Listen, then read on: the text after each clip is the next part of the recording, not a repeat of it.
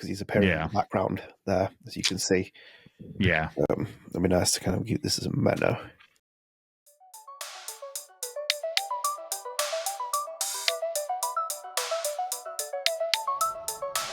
Ready for the mosh pit, Shaka Bra. What's up, everyone? Welcome back to StrangeCast, Player One vs. World's Life is Strange podcast. I'm one of your co-hosts, Adnan. My co-host Adam is here. Adam, you here? I am here, and I can actually say happy holidays because Hanukkah falls on the same day as Christmas. So, hooray, Hanukkah time. Yeah, Hanukkah time, and bring all those Christmas joys and all those festive periods. Holiday times. It's literally happy holidays, plural. We can finally say it. Yeah, I'm looking forward to 2025. I want to be done with this year. Yeah. Honestly, I have been saying happy holidays because I do celebrate Hanukkah. So I'm just like, happy holidays. And they're just saying like, oh, he's conservative. Or no, like he's liberal. And I'm like, I'm both liberal and I celebrate Hanukkah. So it's a win-win for me. Do you know, during this period as well, I like to stay away from people as much as humanly possible. During the I stay away from people as much as I can, like 365, 24/7. Yeah, well, I double that. But especially this time. Yes, especially this time. Have you been going to Starbucks lately? Yes. How's that? How's that going for you? Cold. Cold. It's very cold out there. Yeah, it's a 50-50 at the minute. I actually haven't gone that much recently. It's too cold to go out then. It's almost, we're currently recording like, 1:30 at my time, and it's almost like pitch black outside. It's like that's this is the winter the winter weather in the UK. It's like 4:00, it's like pitch black outside. But yeah, we're back anyway for a new episode. This is episode 89, so we're closing towards the 100 mark. This is going to be our last StrangeCast for the month, and this will sign off 2024. Before we start, if you are new here, please do consider dropping subscribe on the channel, turn notifications, like the video, share your friends, help support the channel, helps keep up to date with the channel. StrangeCast is available on all podcast services, so you can get us on Spotify with a video version, you can get us on Apple Podcast. We're available on all podcast services, so do check us out there, do go and rate us and follow us, it'll help.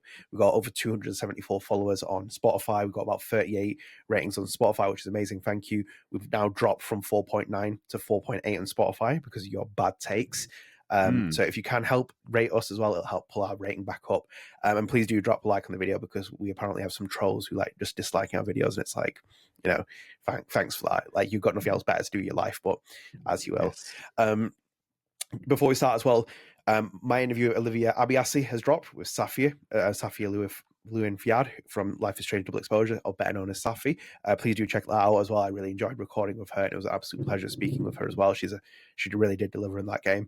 And also as well, there's a new episode out with Abby as well, for Fireside as well, that we've done as well, so you can check that out and you can see how that goes as well, and the reception it's got as well. And I hope you're doing well, Abby, as well, when you're listening to this. Can I do a hostile takeover right now? I'm taking over this conversation. People on this channel and on the Abby one, Life is Strange fans, this is you specifically, chill. Like, absolutely. Relax. Holy crap. So, like, once again, I don't think Abby's feelings are like absolutely devastated, but it was just like, there's some comments on there just like saying like oh, you're being fickle, or oh, you're being anything other than a two-dimensional character that's in my brain that everybody has to think the way I gotta think.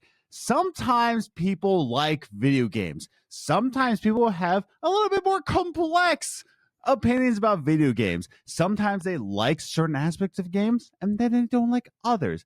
Sometimes they don't want to talk and sometimes they do want to talk. Chill. Relax. Go touch grass.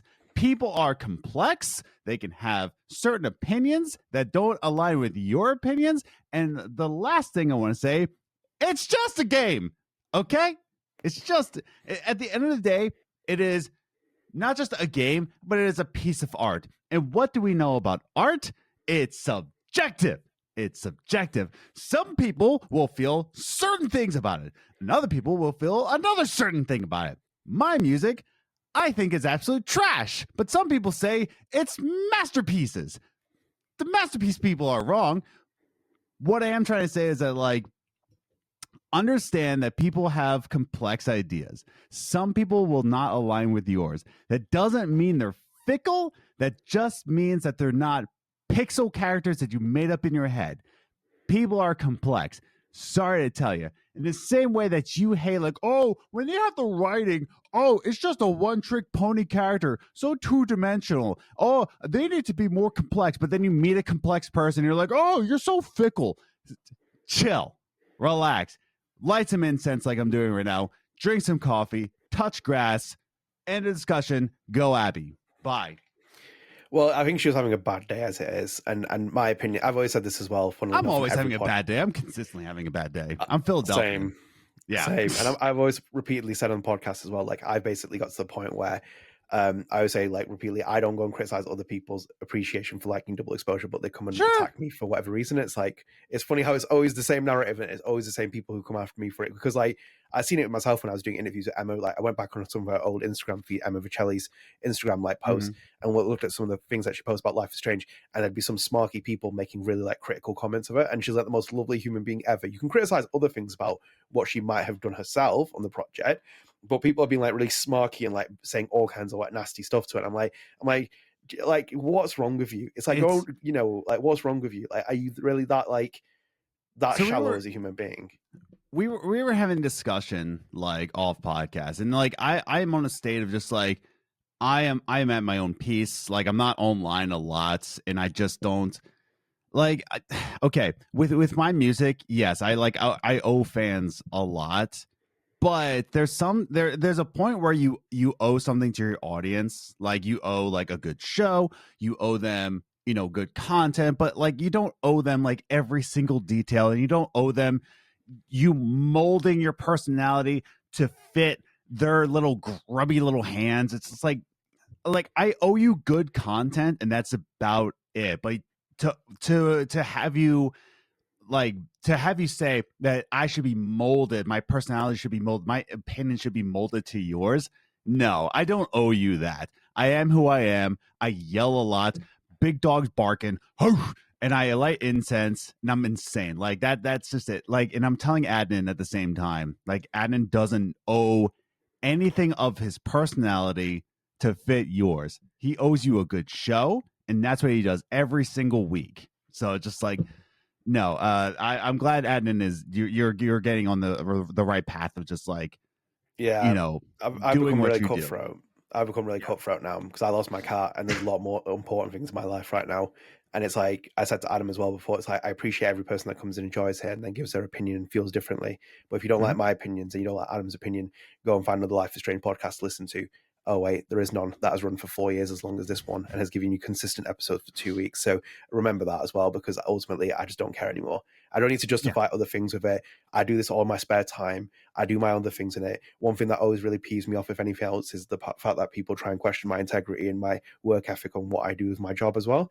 And it's like, never ever criticize that, because it's an underpaid, unappreciated profession. And whilst people go and lick the backside of influencers who feed you all kinds of gobble, sponsorships, promotions, etc., people like journalists who actually bring you their actual honest views, have parameters they work in, they're the ones that you should really appreciate, whether you like them or not, or it's those cynical influencers who've like painted a bad image of them. It speaks volumes. But I'm a very cutthroat opinion, because you're lucky to get this episode as well. And I'm saying you're lucky because like I'm not in a very good state of mind right now with this as well. And I've been taking long periods of time away from social media. And I've been making sure that you're getting off and you're actually like helping yourself. Yeah. Yeah, because in itself as well, people don't realize that, because like even the Abby episode when we recorded, me and Abby were just catching up.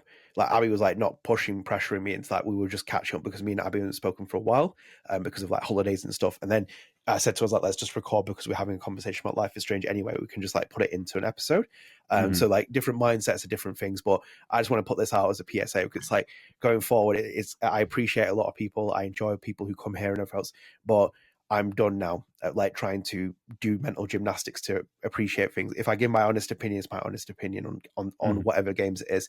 And if you don't like that, that's fine. You can challenge it, but be respectful. That's all I ask for it, because otherwise it's just going to end in the dog coming out as he is on the podcast. So I'm putting that out there because I'm not in the mood with it, in the mindset. Like you put hard work into these episodes and you see people saying all kinds of things, and it's like, it's not even constructive feedback. It's just being malicious. And it's the same with Abby as well. It's the same with being with her, because she's got other things to do as well. And she's fair and balanced and rational and all her stuff with it. And even I see that as well. Yeah. Well, yeah, like she's currently doing like, she's like really, really busy and considering her personal life with certain things she's doing. So it's like, as you also in itself, that's all I ask for as well, because like people will have very different opinions because the game is very polarizing, especially double exposure. Adam, should we kick into our topics, because I think the first one will be an interesting one. Let's kick it on the pitch then. Yep. So let me just quickly. You just completely ignored me. Like, yep. Moving on. I wasn't ignoring it. I accidentally opened up the side chat, and I was like, "What the hell's happened there?" And it's like it threw me off balance. So, Adam, first two pieces of news, I'm going to combine them here. So we're in the aftermath of the Game Awards. It's been a while since it's happened.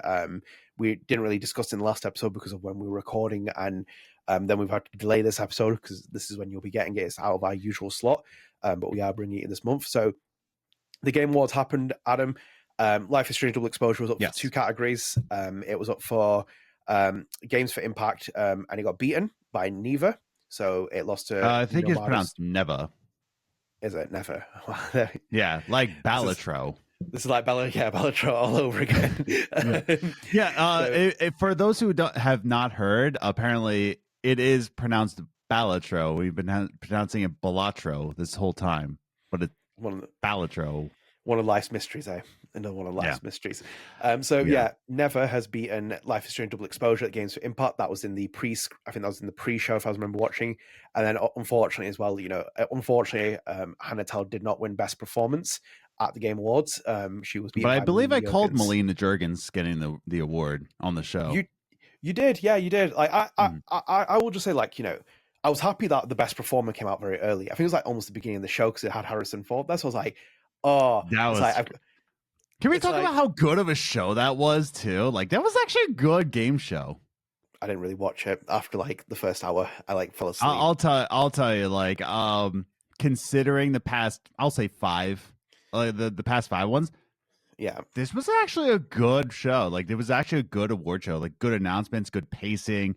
Jeff really stepped up on this one. Yeah, I was not interested in that. I was literally watching it to see where Hannah Telle was, and she popped up in a couple of shots. I was like, there she is, and she looks absolutely amazing. And then the award happened, and I was like, oh damn, she got beaten. I was like, as you will. Like, in itself, like, it's interesting because I thought that Brianna White might win it because I did play Final Fantasy Rebirth, and it was like a love letter. It was a tough award. This one, like, you're going up against Brianna White and Melina Juergens, just those two alone. It's a tough award. Yeah. So I thought personally, like, she would win because I'd played that game. I hadn't played Hellblade 2. I just remember there was a lot of controversy about how long it was when it came out. It was like 5 hours. Yeah. Yeah, because people like 5 hour game. Yeah, because people like it's a glorified tech demo like this. So I didn't really actually see her performance. If anything, obviously I saw the performance in Hellblade, the original one, which was fantastic, and I've spoken very highly of her about the podcast as well. You don't go from being a video editor to being an actress and then winning multiple awards for doing mediocre stuff. She's very, very talented. It's quite amazing that she had a calling for that. So yeah, I was I wish she would have won Hannah Telle, but like it's a bit of a shame that it didn't manage that way. But she was in a very, very tough category, and it's like it's amazing for her to get in that, considering the reception of the game and the way it's been perceived by certain people. Games for Impact is a big blow though, because that's always like the tacked on Life is Strange award. They can always be like, we won Games for Impact because of X reason, Y reason, and it didn't come anywhere close yet. So it's now walked away from it. So far, the critical reception has been very polarizing. The fan reception has been very deeply divided. I would say more overtly negative than positive. And then it's not won any awards yet. And it could still win an award next year, but I think it's very unlikely it's even going to get in that picture, which will come into our next topic very shortly. But yeah, I was kind of like, I was like, as it is. But Hannah Telle looked amazing, though. She looked absolutely amazing. I was like, look at her. She looks like she had a good time the whole show. Yeah. Yeah. I'm glad that she had a moment. That's all I really hope for as well from that game as well. Like that thing. I was like, when she got nominated, it's like amazing. It's like glad that she's just to be nominated though is just a really cool honor. Like you were nominated at Jeff Keighley's Game Awards. So that's in of itself like a good thing, Yeah, she got to be among her peers, and then also as well, I think I made a graphic. She's like part of an exclusive club because only Erica Mori and Ashley Birch should be nominated for Game Awards in that category. with her. So it's like from the Life is Strange series, all three have been nominated. None of them have won, unfortunately. I think they should have won, but none of them have won. But it's like, yeah, it's nice for her to be in that kind of like little category with really talented actresses as well. Dang. No, like it was a good showing. But yeah, Games for Impact, like you said, yeah, like didn't even stand a chance. I was really pulling for Tales of Kenzera. I have not played Neva yet, just because again, I'm not in a place I don't need to cry right now. I'm just like I'm needing a spot where I don't need to cry. So I will get to Neva eventually because I loved Greece. I just in the solemn winter season, I don't need a reason to cry. So, I just haven't played it yet. Yeah, well, I think it's one to look out for if it's got really good acclaim from it. It's on sale right now, so if you're looking to get it, it is on sale for $15. I think it might be worth picking up that. I think considering the price. Adam, should we jump into our next category, next topic? So kind of talk about awards anyway. Yes, we can let's carry do the it. Conversation on here. So I'm going to pull it up here. So we're going back to Twitter as well. So that's going to show them the topic. Anyway, there it is. So it's Deck Nine's Life is Strange Double Exposure has made the long list for the 2025 BAFTA Game Awards. So the final list of nominations in each category will be announced on the 4th of March ahead of the ceremony on the 8th of April 2025. So it's nominated for Game Beyond Entertainment, as you can see that. In that graphic, does it pull it up? Yes, I'm just checking the screen. Yep, it does pull it up. Yep, so it's in there as well, and it's against quite a few games. I think there's more in this category considering Tetris Forever. Let's go. Well, it's funny as well because Neva's not in there. It is weird how Neva, but Frostpunk 2 is in it, so that's kind of weird. Hellblade's in there.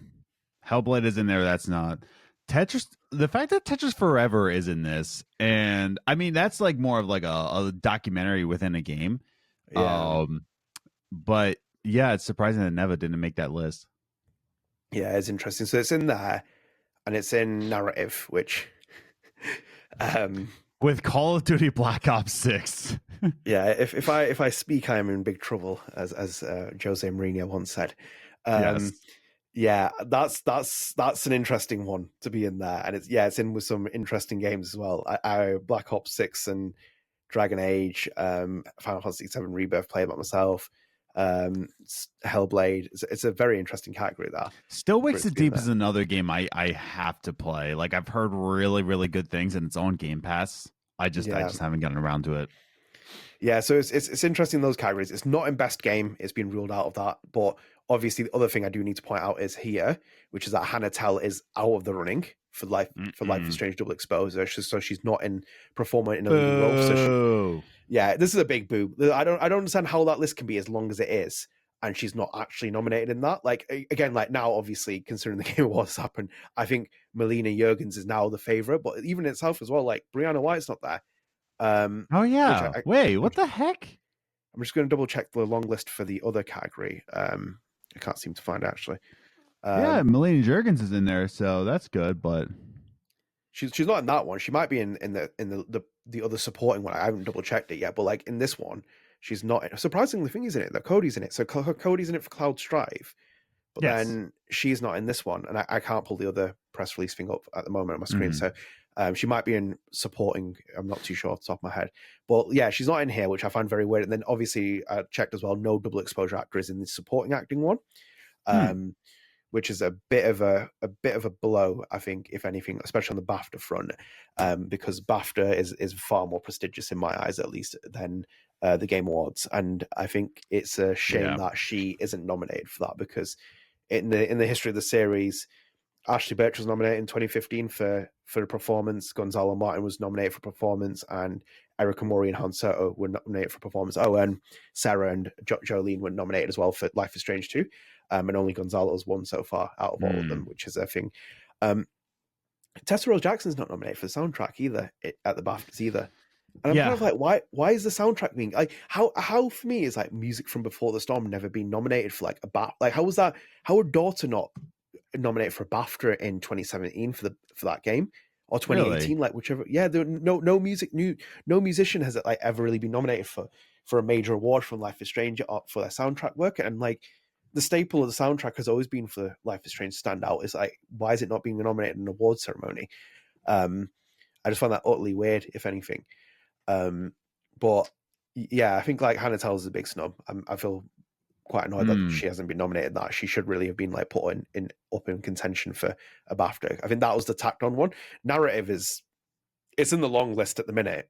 It doesn't mean that it's going to be guaranteed. I think so. Basically, the process is that they move it to the next round of voting, and then the long list is reduced to the short list, and then some of those games will drop out. So whether double exposure gets in that, I do not know. But in itself, narrative is a very disputable claim considering the way that reception has been received in this game. Yeah, I'm trying to. I was trying to find the actual nominations for music in the BAFTAs. I'm just not able to navigate. I can pull it up in a second if you just keep me occupied on the conversation. But yeah, recent winners for BAFTAs. Oh my god, Far Cry 4 won one? Yeah. Oh, I mean, yeah, Far Cry 4. Nice. Cuphead. Anyways, so to the rescue, Adam. Here we go. So yes, I'm rescuing. So music, there they are. Astrobot. Oh, Balatro, which only has 5 tracks, by the way. I looked it up because apparently on Steam you can buy soundtracks to games, and I just saw the Balatro soundtrack, and there's only 5 tracks. But it cool. Really pops too, in just 5 tracks. Yeah, that is an interesting. I mean, Call of Duty Black Ops 6 like had some good music too. Like I'm not like anytime someone composes, as someone who's trying my best to like get into this industry, anybody that gets anything, I will applaud you for. But yeah, it is kind of wild that like I would say the music in Double Exposure really carried that game, and it's not even nominated. And like Helldivers 2's music did. Like that's wild to me. That's wild. But even like some of these others, I'm like, she could easily fit into this Tessa Rose Jackson, or even like in general for Life is Strange. I think they should, especially for Balatro. Like if Balatro can get in with just 5 tracks, Tessa Rose Jackson can get in for like that. That's wild to me. Yeah.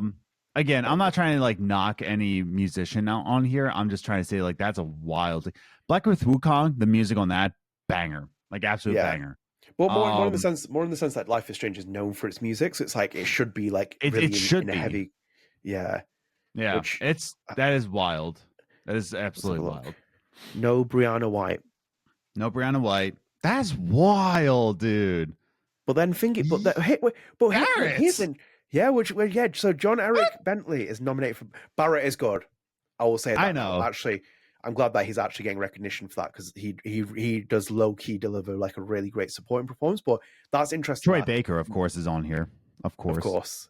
But there's no Tifa, there's no era for the nominations, but it's just those two, and it's like that's really interesting. That, but then look, no Double Exposure, no Life is Strange in that category. So it's like has Double Exposure been like what? It's in narrative, yes. So narrative and narrative and game beyond entertainment. Game beyond entertainment, yeah, that's it. Are you telling me it's not in family game? What? No, but this is such a family game. But this is just the long list, so it has to get through the long list voting round into the short list, and then it's an official nomination. For the time being, it's just on the long list, so it could still like drop out of both of those quite easily. I don't think it will for Game Beyond Entertainment. It should likely stay on there. It's the Life is Strange tacked on category for me, if anything.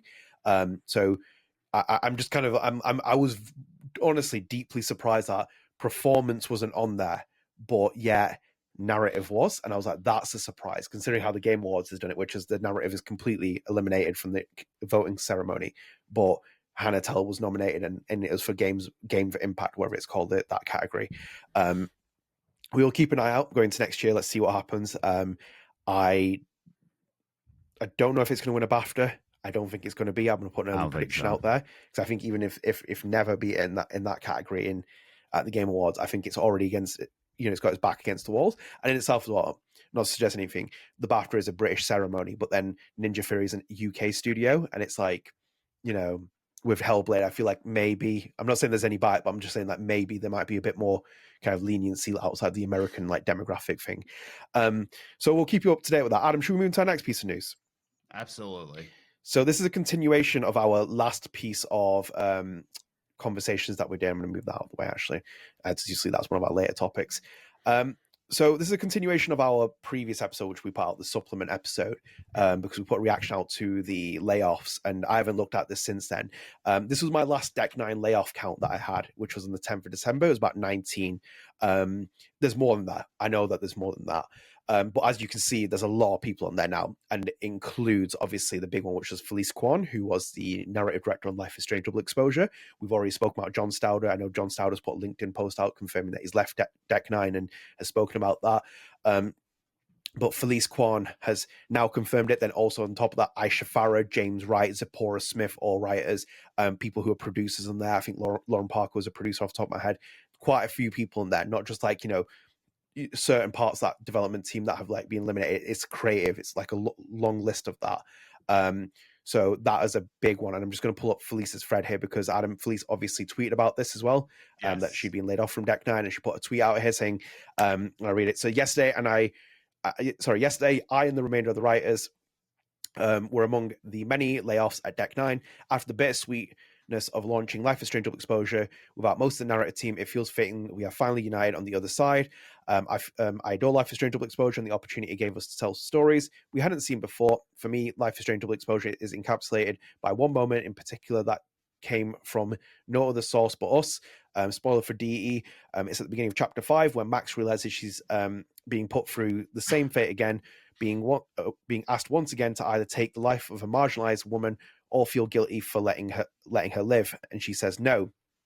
Life is Strange Double Exposure is about marginalized creators fighting to keep their jobs within an institution that cares about covering up scandal and finding scapegoats. If you take one message from our game, let it be that you may need supernatural powers to change the status quo. In Life is Strange Double Exposure, we gave a queer woman the ability to refuse an untenable situation and shape it into a better one. May Max be an inspiration for us all. When I look back at the moments in the Life is Strange franchise I'd be most proud of to write, I noticed they're all about meaning two people can bring the meaning they can bring to each other's lives. I'm so grateful for the people who have been with me on this journey that I still have today. The most brilliant and principled narrative leads in the world: Deandra Warwick, Mallory Littleton, Aisha Farah, my incredible writers and narrative designers, Andrea Orson, Elizabeth Blau, Giselle Francis, Zipporah Smith, and James F. Wright, Philip Lawrence and Izzy Gagan, who fought for us on the other side of the world, and the folks still at Deck 9 giving their all on the next project, but especially John Stauder, who undoubtedly ascends to a higher plane for all the hits he has taken for others. Thank you, Life is Strange fans, for all the support, for all your love, support, and passion for these last 8 years. I believe games can change lives, and I know you do too. 73 days until Play Lost Records. So that was Felice's post there.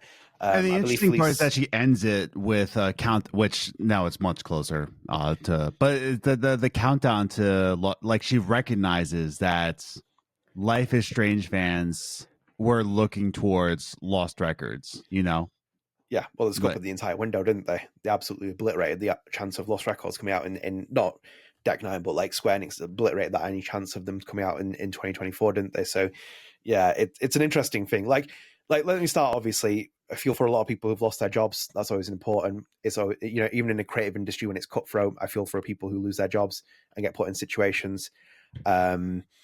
And I know that Felice responded to one of my tweets with a saluting emoji when I posted her layoff, which I didn't respond to because I didn't know what she was implying or what she was saying, and I kind of left it and took the higher ground on that. But yeah, it's an interesting thread, if anything, that she put out there with all the comments and the different thematic themes that she was touching on.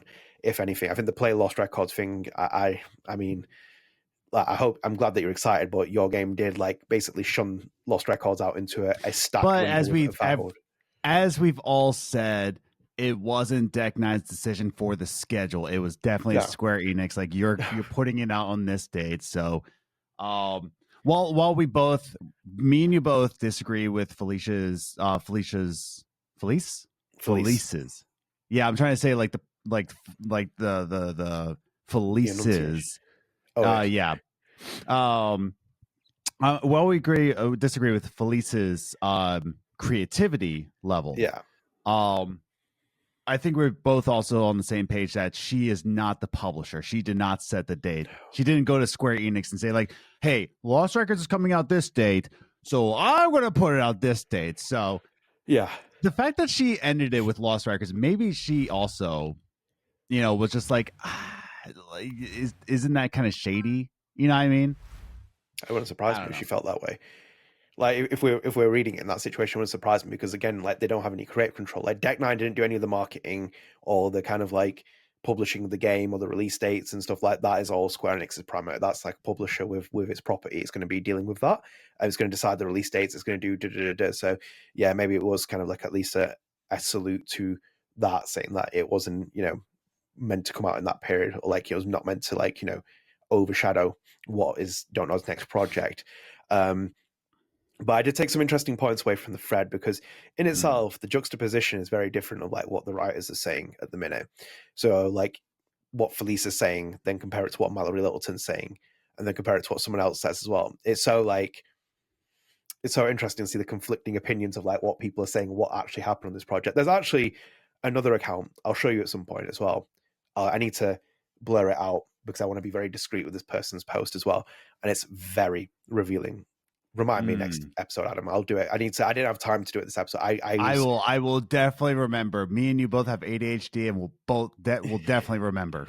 I was able to. I verified it, and I'll show you myself as well. But I found it very interesting to make the remarks that were made in it, and I need to kind of just edit it out if anything, so you can't see like certain things. I want to give at least some anonymity, considering the experience I've had with other people in the past.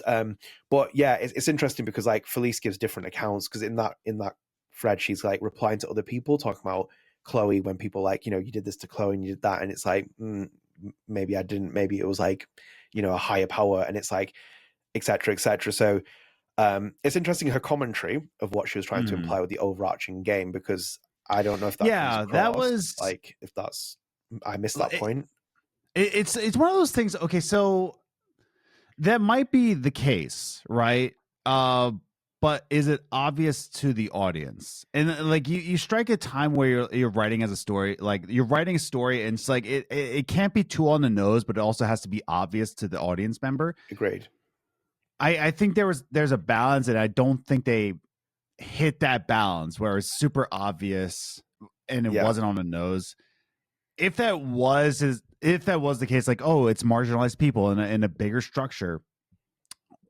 Also, what that sounds to me is like, is that a cry for help? And like, put the tinfoil hat on me, okay? I got the beanie on, but put some tinfoil over the beanie, okay?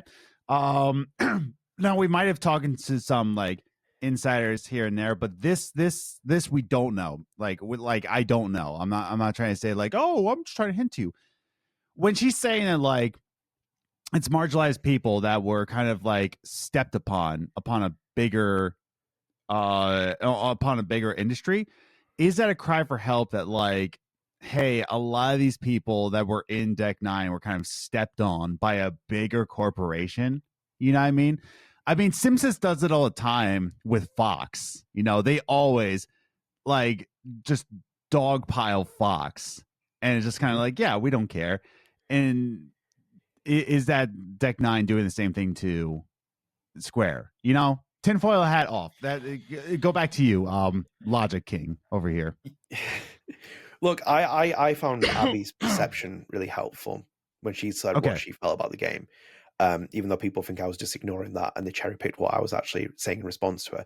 But I understand what she said when she came across as doing the overarching theme of like, this is the idea. And I was like, that is interesting, because obviously I don't see it that way, because I'm not you, and you have a different personality and you have a different life. You are from a different background, etc. I'm from a different planet. Yes. But what I said to her was like, I made my analogy about the motorway, where it was like, they all got in the car. I'm gonna repeat again. They all got in the car, Stauder, Kuan, all the writing team. They drove down the motorway, the US motorway, at 100 miles per hour, and they got out on the other side. They all got out and they're like, phew. So they basically delivered that message, but then behind it is the car crash. Do you know, like all the cards that have stacked up with all the other narrative problems that have emerged from it? That's my perception. Because I said to Abby, I was like, I get what you're saying in terms of that's a fair point. Like, you think that it's about, you know, this is kind of like really interesting idea about, like, you know, people from LGBT backgrounds fighting against people from other higher positions who are kind of coming down on them and, like, you know, maybe punching down on them. And I was like, fair enough, that's an interesting message to send on the overall picture, i.e. similar to what Felice is saying, with like creative struggling within this kind of like parameter. But then it's this issue. So it's like, as I said, you went down the motorway, drove, finally made it, thankfully, got out of the car, and you're like, okay, we delivered the message. And then you look behind it, it's like, and narrative plot points and Max and all these like little loose dangling threads that appear. So that's like an issue that happens with it. But my issue with believing what Felice is saying as well is, again, conflicting with what other people have said. So as I said to you before, it's like when Mallory has said certain things in her tweets when we covered it, it's like they're almost like, it's like in a non-offensive way, it feels like, were you guys even in the same room at certain points talking? It feels like there's too many egos on this project. It felt there's too many writers on this project. I say this as someone who's not a writer, because I know at least with when there's a certain line of, like, you know, there's a certain visionary in the project and there's very few writers, they control what they're doing. And it feels like whether it was down to you guys as writers writing really poor dialogue or writing really poor plot points, or whether it was a publisher coming down and saying, well, we want this instead and we want that, it feels like it's basically a hot potch mess. And it's like there's accountability on both sides, if anything. I'll come on to the accountability part later as well in one of the comments. I was gonna say, like, there we have some things to say. So I think but I'm kind of like just curious about like where she's implying things, because it's like, fair enough, that's your message, but I think what you're right with is in saying that I didn't see that, and I think a lot of other people didn't see that, and then like you see the responses that people did. Like I get where she's coming from. Like it doesn't not fit the narrative. Like she says it and I can see it because of like how the narrative goes, and like that's the whole plot point. But I don't know. You're the creator of it. You know, like whatever you say it is what it is. In the same way, like people listen to The Essence of Life, they might not understand what I was trying to convey in that story, but I know what I was trying to convey and I can say it. But I was conveying how much I love zoos is what I'm trying to say. Yes. Let me pull this up then, because this is where Felice pulls a bit of a defense on a certain point here. So as you can see, Felice has had like a lot of replies from people. And this is in response to the one where Felice is talking about relationships. And this person says that you post Max and Chloe after you all butchered their relationship on DE, but okay. And Felice has put, yes, I posted the words that I wrote in farewell, as you can see there with Max's Max's comments, where it says, we're Max and Chloe, remember, we're always together, even when we're not. It's me and you. Then, it's a picture of me and you. It's they responded there. Which one would you be? Would you be Max or Chloe in that picture? I'd have to be Max. There's too much. Yeah, because I'm taller than you. And that's so they responded to saying, no, I get that, but it's crazy to post this image on the left after creating the one on the right. And probably the sole reason a lot of people weren't interested in DE app before it officially launched. Best luck though. You don't deserve to be let go. And obviously it's an image from the game where, you know, the relationship thingies. And Felice put, yes, quite crazy, thinky face. I appreciate the good wishes. And that's it. So again, like this is like, that's the other thing that you have to deal with, where it's like, you know, she's like dealing with the responses. But again, that's the conflicting opinions we get on this project, which is like, you know, when you look at, for example, Mallory Littleton's thread, and Mallory Littleton's like, this game was about moving on from Max and Chloe. It's like, you know, we were like moving on from Chloe. It's like we miss Chloe, but it's about the next process of that relationship. And it feels like I just don't know, man. I have strong feelings about the entire situation, because like for me, and if this, hypothetically speaking, was a Square Enix decision that came down from them as well, if they had pushed back, in my opinion, Square would have let them happen. I think Square would have let it happen. I think, honestly, just from experiences and other things, I think Square would have been like, okay, we believe it. Even with the red tape and the bureaucracy, I don't think someone fought for that relationship hard enough to suggest it, because that's where the game has problems. Because in itself, maybe the game is told better from the Arcadia Bay ending, in terms of like that when Chloe is dead, because it feels like you don't have to deal with that. But then the other relationship, and you're trying to deal with that part, that story has to be told on screen. It has to be told on screen because you need to show the heartache, you need to show the heartbreak, you need to show a character carrying themselves in the aftermath of breaking them up, even if it is a gutsy decision. And again, you then cause all kinds of problems on the canon, which the original creators have suggested, that they say that Max and Chloe do become a thing. Even if it's hard, they somehow make it because that's the decision. And it comes down to an issue that happens with the game where it's like, you basically, if you go down that ending path, you basically just sacrifice a town to find out your two characters are broken up, and you don't flesh out that full relationship, exploring why the two parties have walked separately. Yeah, I think it's an interesting situation, and I think like there are certain things that need to be said about that entire process, because I'm going to bring it up here as well, which is with this, and I need to pull up the points in here, because like this relates to what's being said in here, and I'm just trying to move it down because I've had to like go in here. Yeah, so it's like, we go to, so it's like here, for example, right? So where is it? We're thinking, yeah, I'm just trying to, no, I don't think it's that one. Where is Mallory's comments here? As team hoped could work on to build on Life is Strange as a home people. Yeah, so there, look. So Mallory Littleton's claim here. Zach left. We managed to reshape the story into something that we liked and cared about, and really genuinely believed in. I think our upcoming game is a really good game, and we built this incredible diverse team of writers who are very, very good at their jobs, but on top of that, extremely good to one another. It was a supportive, open, honest place to work, and then everything hit the fan, one thing after another. And I don't know how much I believe of that, though, because how can you say that you think this is a really good game, considering it's been deeply criticized on the writing side of it? The writing is atrocious in it, and I'm not going to go on a rant of it. I think the writing is really diabolical in the game. I can't see any redeeming factors on that. Like, I just think it's really, really poor, if anything. And it's just like, that's one account that's put in there. And then I'm trying to pull Garrus's up here. Sorry, let me just quickly, because Garrus gave a response in here as well, because people gloss over that part of the statement. Well, how couldn't you? Because it's like a 10-page article in this one. Yeah, well, it's balanced. I remember when this first came out, and I was just like, this is just too much, man. Like, this is a Jason Schreier article right here. Well, I think Jason Schreier would make a different piece compared to this, just based on, I think he would too. The way it's written, it's very questionable in certain things. My opinion, at least.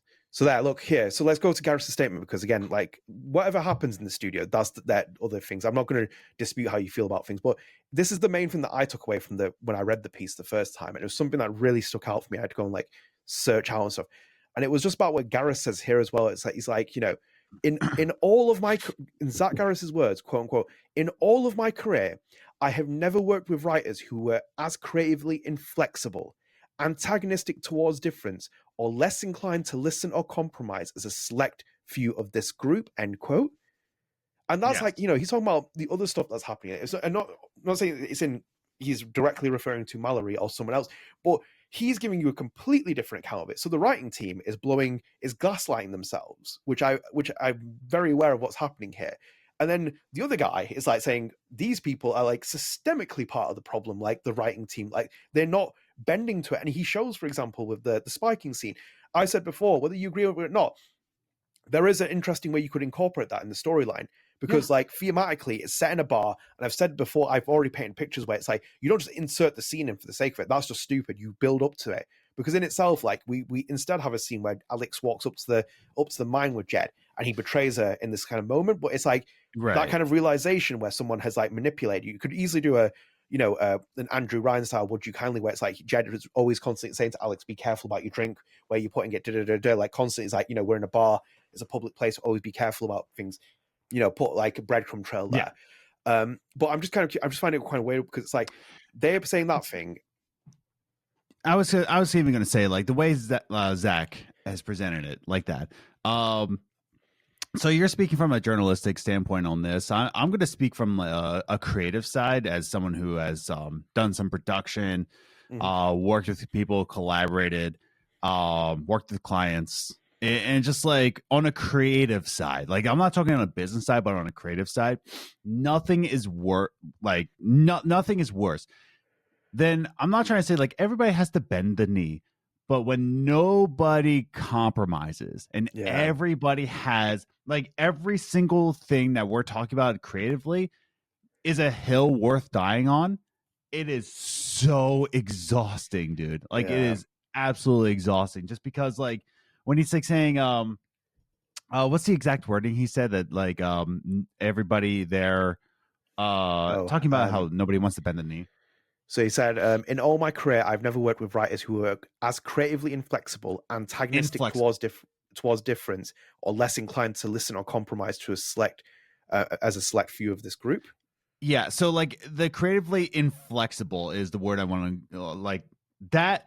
That to me, I hate that, dude. It's so mind-numbingly exhausting. It's not even just frustrating; it's just exhausting because just like how about we create it like this? There is no compromise. No, I'm going to create it like that. And it's like you have an entire room of like, let's say 10 people of just everybody is inflexible.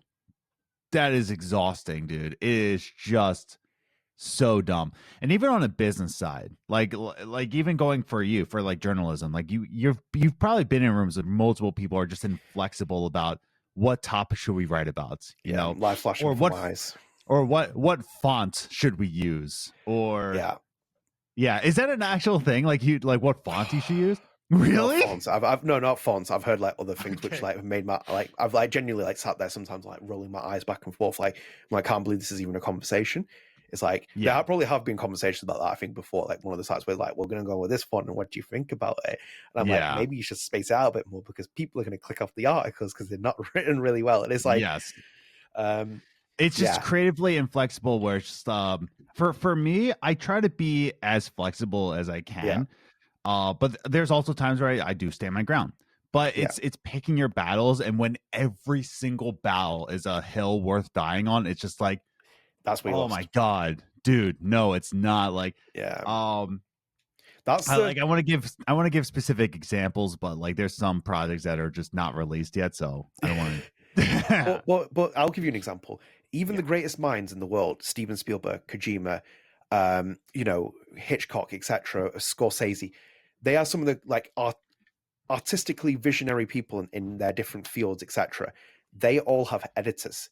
Do you think, for example, like even I've heard stories about Kojima, the first Metal Gear Solid, even Spielberg, they have their own ideas in mind, and yet you have to even a creative genius, a mastermind needs to be reeled in because even they will say something which is a bit like, and you're like, I don't know if that's going to work. And it's like, yeah, that's the truth because that's the part of process of writing because it's like anyone can write something. So you look at the old WWE shows and the creative had a team, but Vince McMahon had a big say over everything because Vince McMahon was the overarching thing. And if he was like, no, I'm not going to do this, it's like, that's it. The writers had to bend the will. And that's the issue that I see with this game with Double Exposure, where it's like, it lacks a creative director. Let's come back onto that conversation because it's a main topic as well. But I'll let you have another point if you have on this. No, I was even just like my last point was going to be just like with a creative director, you know, like I've worked with people like I was not the director, right? Yeah. And every time my statement is just like if I don't agree with where the direction is going personally, I will say my case, but at the end of the day, I always respond with well, my job right now is to fulfill your vision. You know, it's not about like, oh, well, it doesn't work for me.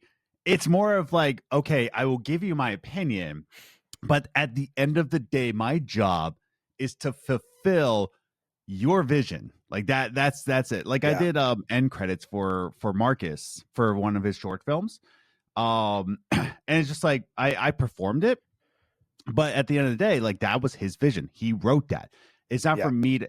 I gave him options. It was like, hey, you can add this in. He didn't use it. He actually spat in my face, like with his Barry White voice, like "Get out of here."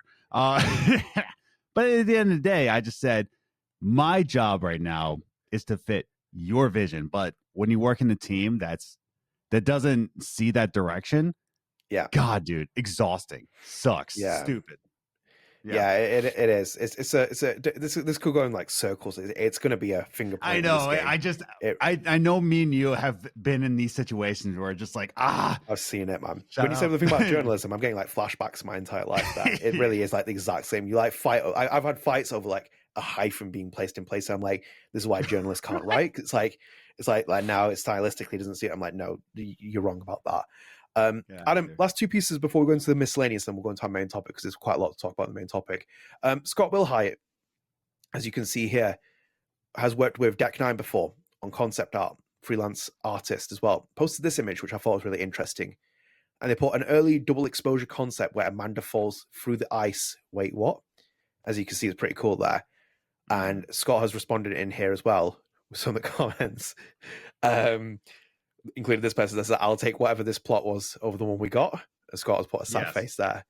Stardew Jock, who listens to our podcast, hello as well, said, can you say if there was an initial plan to have Safi impersonate Amanda for that scene instead of Max? And they responded saying, D9 keeps me in the dark regarding the story most of the time, so I'm not sure. So yeah, that was an interesting piece of art that he shared there. And then we'll quickly go back down to our other piece of topic here, which was Scott shared us a concept of the snapping turtle as well. As the layout, as you can see, looks a little bit different from what we get in the game. I think we don't really see the full exterior, outer exterior in the game. We can't like traverse around it, but again, that's limitation. I'm not going to start slamming Deck 9 for it. The budgets are ridiculous on these games. But it was an interesting layout, though. The layout of the game, the map looks what we expect, if anything, in terms of what we're getting. But it did seem like a lot more was put into the idea of like the idea of the snapping turtle before it's limited. So I just wanted to bring that up as that part of the thing. I think the Amanda one's really interesting, if anything.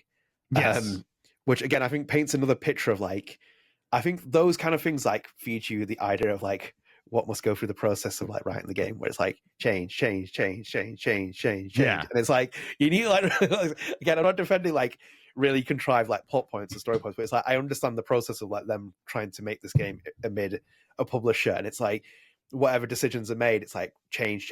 But it's like, that did look like an interesting scene. I actually watched that, I was like, that's actually pretty cool. Like, I wish I would have like I want to be in the scene. It's like, that actually looks like a pretty cool segment, because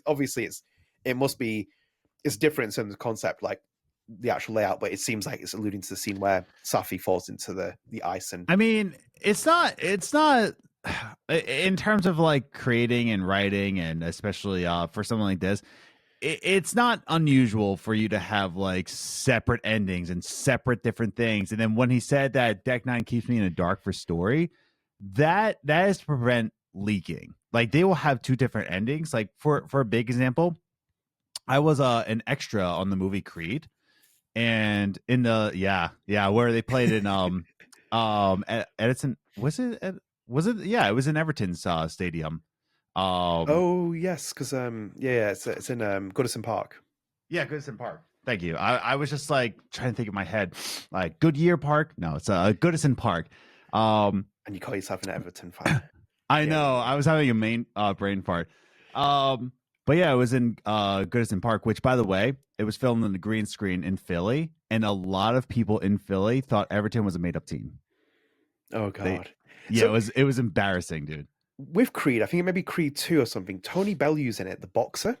Yes. And Tony Bellew's an Everton fan. He's a boyhood Everton fan. Yes. So it's like, that's why it's all like linked together. And I was like, it's funny because I remember when we like met and we started talking, it's like you had Everton top, and people like I used to work with were like, why does he support Everton? I was like, that's actually a good question. That I never really actually, I saw it first. I was like, well, I don't know what he's doing there. Is he like trying to punk me here? No, he's straight up like they wrote it in so that but the point I'm trying to make is that it's all green screen, of course. But even when we were filming, they filmed two different endings. Like it was in the last scene that we're filming, and they filmed both endings. They knew what they were gonna do, but they told all the extras, like, hey, we're not going to tell you which one's the real ending, so that if anybody leaks it, they just go with the separate ending, So it's not totally unusual, but it is kind of unfortunate that it wasn't Amanda, because I feel like that would have been an interesting plot point. But yeah, it's not unusual. Well, it adds depth to Amanda, because what else does she really do in the game then? She just becomes the snapping turtle bar on. Because it's the conversations we're talking about with Felice talking about like Loretta Rice, for example. Loretta Rice is stripped of a character which she originally was, where she was like looking up to Lucas, for example, and that doesn't happen. So then she just becomes a snoopster instead. And it's the same with like Amanda. So basically that scene getting caught, whatever context it's working within, we lose kind of like a bit more of a connection between Max and Amanda at that point. And in itself as well, Adam, I think Scott makes a really interesting point there, which I think kind of gives people an insight into the process, is the fact that he doesn't know what's happening. So it kind of gives you an insight of like the production of how these things are mapping out. Where it's like, for example, if he doesn't know and he's a freelance concept artist, who knows what on this project? And maybe that's a creative obstacle on this game, where it's like you're not getting the kind of like process of people seeing things. I know it's to restrict leaks, etc. I mean, the entire freaking game leaked in most parts from a leak, if anything. But I think it does like hinder that kind of like thing where people know like more than the show. So it's like with Scott, at least he could have probably known a bit more, and it kind of like helps streamline the process of all the creative teams knowing. But I do think it was an interesting piece of art that I think it was an interesting scene that would have played out, if anything, because like obviously we got the one and like in itself, like even that scene where like Safi's revealed as the shapeshifter with Max at the end of episode 3, that's all right. Like I'm not going to complain about it. I think that there was certain cliffhanger endings in this episode which were okay cliffhanger endings, like just during the ending point, even with like the Photoshop part. It's just the bigger picture within the story, which is like the issue of it. But like the endings and like the cliffhangers are interesting, but it's like, again, that shows me there's a revision of change. It's like that story is just consistently getting, it feels like it's almost getting hacked to bits, and that's causing the issue of it. So yeah, it's a shame though, but I thought it was interesting to bring up that the concept arts, if anything. Adam, should we move into our last piece of news before we fire through the miscellaneous as well then? And we can last piece. Let's go, baby. So, Adam, this is going to be our big one as well. And we were just talking as well because we just saw on Reddit there's an email asking for fan feedback. But on the 4th of December, Life is Strange put out there saying that they're doing paid research. So it's live in or near London. We're recruiting Life is Strange superfans to take part in the paid research on the Wednesday, the 11th of November. I think it's conducted by 2CV or whatever they're called. This will be conducted by an independent research agency, so you can be honest and open as possible. And that was the opportunity, and the event has now appeared to have happened. So obviously, I've said this before, like you can get your ha moment over me and Adam if we get something wrong, because that's fine. But also as well, Square Enix ain't coming after me because of this. They're coming after you because you're breaking very strict NDAs, as it says as well on the form application as well. So do your own in itself. Adam, so focus groups, emails, feedback, etc. This is a very interesting development because this is coming after Deck 9 has already swung the axe on its creative team. So it makes you raise questions about the process of this, if anything. I've always said for a long time, people keep misconstruing my words. I've always said that two things could really happen that change the trajectory of this franchise, because I said that Square was hell-bent on one direction in what is going. And as you saw with the reboot, for example, what they've done there with like Max and, doing what they did with Chloe. I always said that two things could change it, which was that one was fan feedback could potentially change it if they're willing to listen to it, if it's still an if, because they could listen to it and they could be like, we don't care. But if they want to change it. And the other one was that someone in Deck 9, in my opinion, on the creative team gets a backbone and stands up for what they need to fight for. That's also a different context. I'm aiming that, and hopefully that gets to Deck 9 as well, because I think you can push back, and you should really push back as well. Making a bit of a 4-4 at the moment there. I've always said that. I've always said that those two things in it. Could it change things? Of course it could. I've been very open to this as well. I've said this before, where it's like people have been like, haha, I told you they could change and go down the return of Skywalker moment, and they could do this and do that. I've never doubted that. Everything changed for me when Stauder and the rest of the creative team were axed, because that was not what I expected to happen, and that was not the original plan in mind that I had heard, at least. So it's like when that happens, I'm like, that's interesting, because that means there's a bigger thing happening here. Now, in a focus group, for example, you do have to think about certain things, which is who's going there, where is it staged? It's staged in London in the middle of the week. Who's going to really turn up? How many people are going to turn up? How many people, for example, who are huge Chloe Price enthusiasts are going to turn up, for example? There are questions about Chloe in the focus group. You have to think how many chocolate pine cones were at the event. How many chocolate pine cones were in the event? Can you talk about those? No, but like these are all questions you have to ask, because in itself as well, they might even be looking for focus group details. And Safi being like, maybe we should look at ways to move her away from being Chloe and be her own character, because we want to spin off a prose novel about her. And maybe we're thinking about how we can position Max a bit differently. And if there was some little negatives, where can we change things?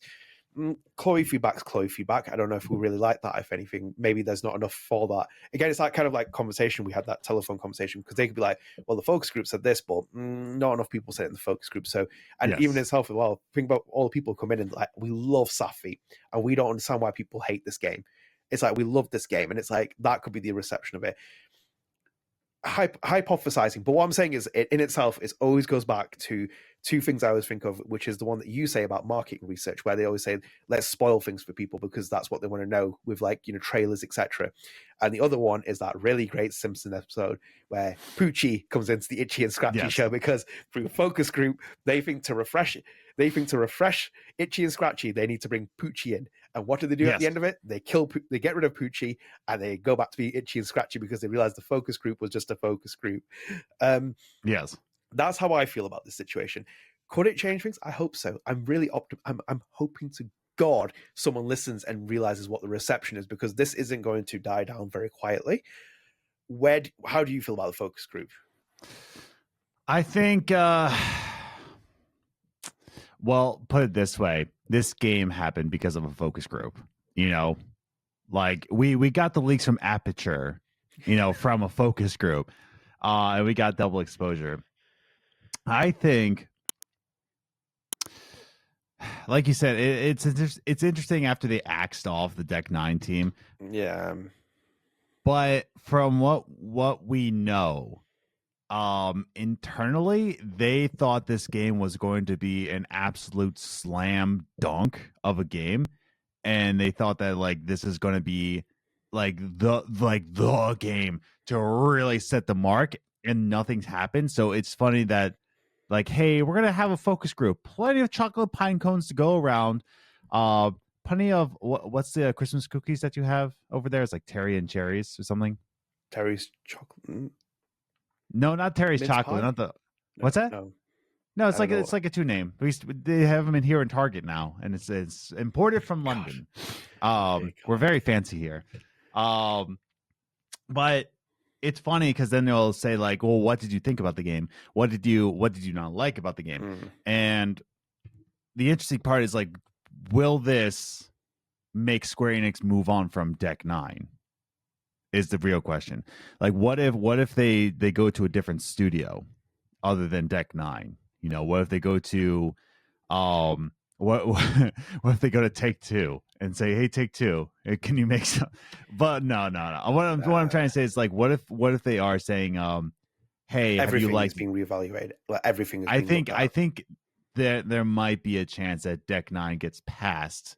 If there is another Life is Strange game, I think they're going to ask something about True Colors. They're going to ask something about double exposure. And it sucks, but there might be a shot that, like, Deck 9 might be moved on. And I don't like that idea. See, I think they'll stick with them, because that motion capture studio, studio is invaluable. Because it's like they're flinging this game off to the lowest bidder, and not many studios have an in-house motion capture studio like Deck 9 at that level, where they have performance directors as well. I think they're keeping the IP. I think they're going to keep it as Deck 9, but they're going to give it hopefully a lick of paint. Hopefully. Yes. But again, as I said before, like, last time I heard was that they were, like, hell-bent on doing a direction on it. And you saw it, for example, with what Double Exposure turned out to be, because they soft rebooted that. They bought Max back, and they did what they did to Chloe. And it's like, imagine trying to soft reboot the reboot. You can't do that. Not even Return of Rise of Skywalker was like that. Was it Rise of Skywalker? The third one in the trilogy, yes. Because that wasn't a soft reboot of what happened in Last Jedi. That was just like, let's get the car crash ending. It rebooted with the first movie, which was Force Awakens. It rebooted with Force Awakens, and then it rebooted again with Last Jedi, and then it rebooted again in Sky. Yeah, it was, what a mess of a trilogy. I warned people for a long time we didn't need that. That's what I mean. It's like people are so afraid that like, oh, you're gonna retcon it. If you're gonna retcon it, just soft reboot it again. You know what I mean? Like, what more harm could you possibly do than just soft reboot the series again? They made the dumbest decision ever by making this game canon. That was that your fail safe at this point was that saying that at the beginning, like it does in the comics, saying this is one possibility in an infinite universes, and you would have got away with murder here. But it's like, because you went and established this as the definitive canon in Life is Strange's series, like, whatever your canon is different, but ultimately this is what the history books will say. It's like, this is the canon from the series. That's where you shot yourself in the foot. So it's like, at this point they can try and pivot and maneuver things around, but that focus group is going to have to do a lot to kind of sway their minds, because again, I just don't know what they're looking for in terms of information. Because the other thing we have to think about Adam as well is they've done the focus group at the earlier point this month, and the industry shuts down very shortly, if not already, when this episode comes out. So those people aren't necessarily going to be looking at all the feedback immediately, are they? There's probably going to be like presentations and all kinds of like corporate jargon that happens in between it. So I think Deck 9 stays from this, if anything. I think they'll stay. I think there's going to be other things that might be reassessed here and there. But again, it depends on who's there and what's said and what they're implying and what irks them. Because like not everyone cares about Chloe Price. Some people want her dead. That's the other thing you have to remember as well. It's very vocal online. People like her and support her, but other people want her dead because they chose the other ending. So it's like, we don't want her there. But I think they really do need to look at these focus groups because they bought back their cash cow, which is Max Caulfield, and they really didn't do it any justice either. They like have poorly sold this game. This game is poorly sold. I can see that just from the data as well, and just from other things as well. Adam, right? So I'm just going to fire through some of these, just keep you in the loop of things that have been happening in the world of Life is Strange, Don't Nod, Deck 9, etc. So as we got an update here from the French union, the STJV, which has provided an update saying that a meaningful avenue for negotiations was finally opened with Don't Nod leadership yesterday during the strikes. This is when the strikes happened earlier this month. We have not renewed our call for strikes today, and we're waiting for negotiations to resume quickly. So that was back, as you can see, timestamp there. Got here as well. This was from a former Deck 9 developer. This was Bakir Shah, who was the lead level designer on Life is Strange Double Exposure, and revealed that they pitched this idea, which is the moment that Max put in the headphones and said, "This was one of my big ideas I pitched at Deck 9. I wanted to have a Max wearing a headphone moment to go back to the first Life is Strange game. Every time I see it, I get a smile on my face. Super proud of the moment, and it's a great reflection of letting players and see Max living in a normal life for a short while before the story kicks off in Double Exposure." See, those moments are really good. Yeah, and he's your new buddy now. Yes. Those moments are really good. I really enjoyed those. This is a little bit more of a somber one. This was from Zoe Foragod, who's the Life is Strange Forget Me Not comic book writer. Forget Me Not is out now as well. And Zoe posted here saying, "Earlier this year, I wrote Life is Strange Forget Me Not, which had a subplot with Steph processing Kate's suicide. Rereading this now after losing my brother to suicide months after writing this is pretty wild. Guess I can pat myself on the back for being accurate," which is, which I feel for Zoe Forgo. My heart goes out to her. And as well, more importantly, please do speak to someone as well. Please do speak to someone. It's very important that there's always someone that will listen.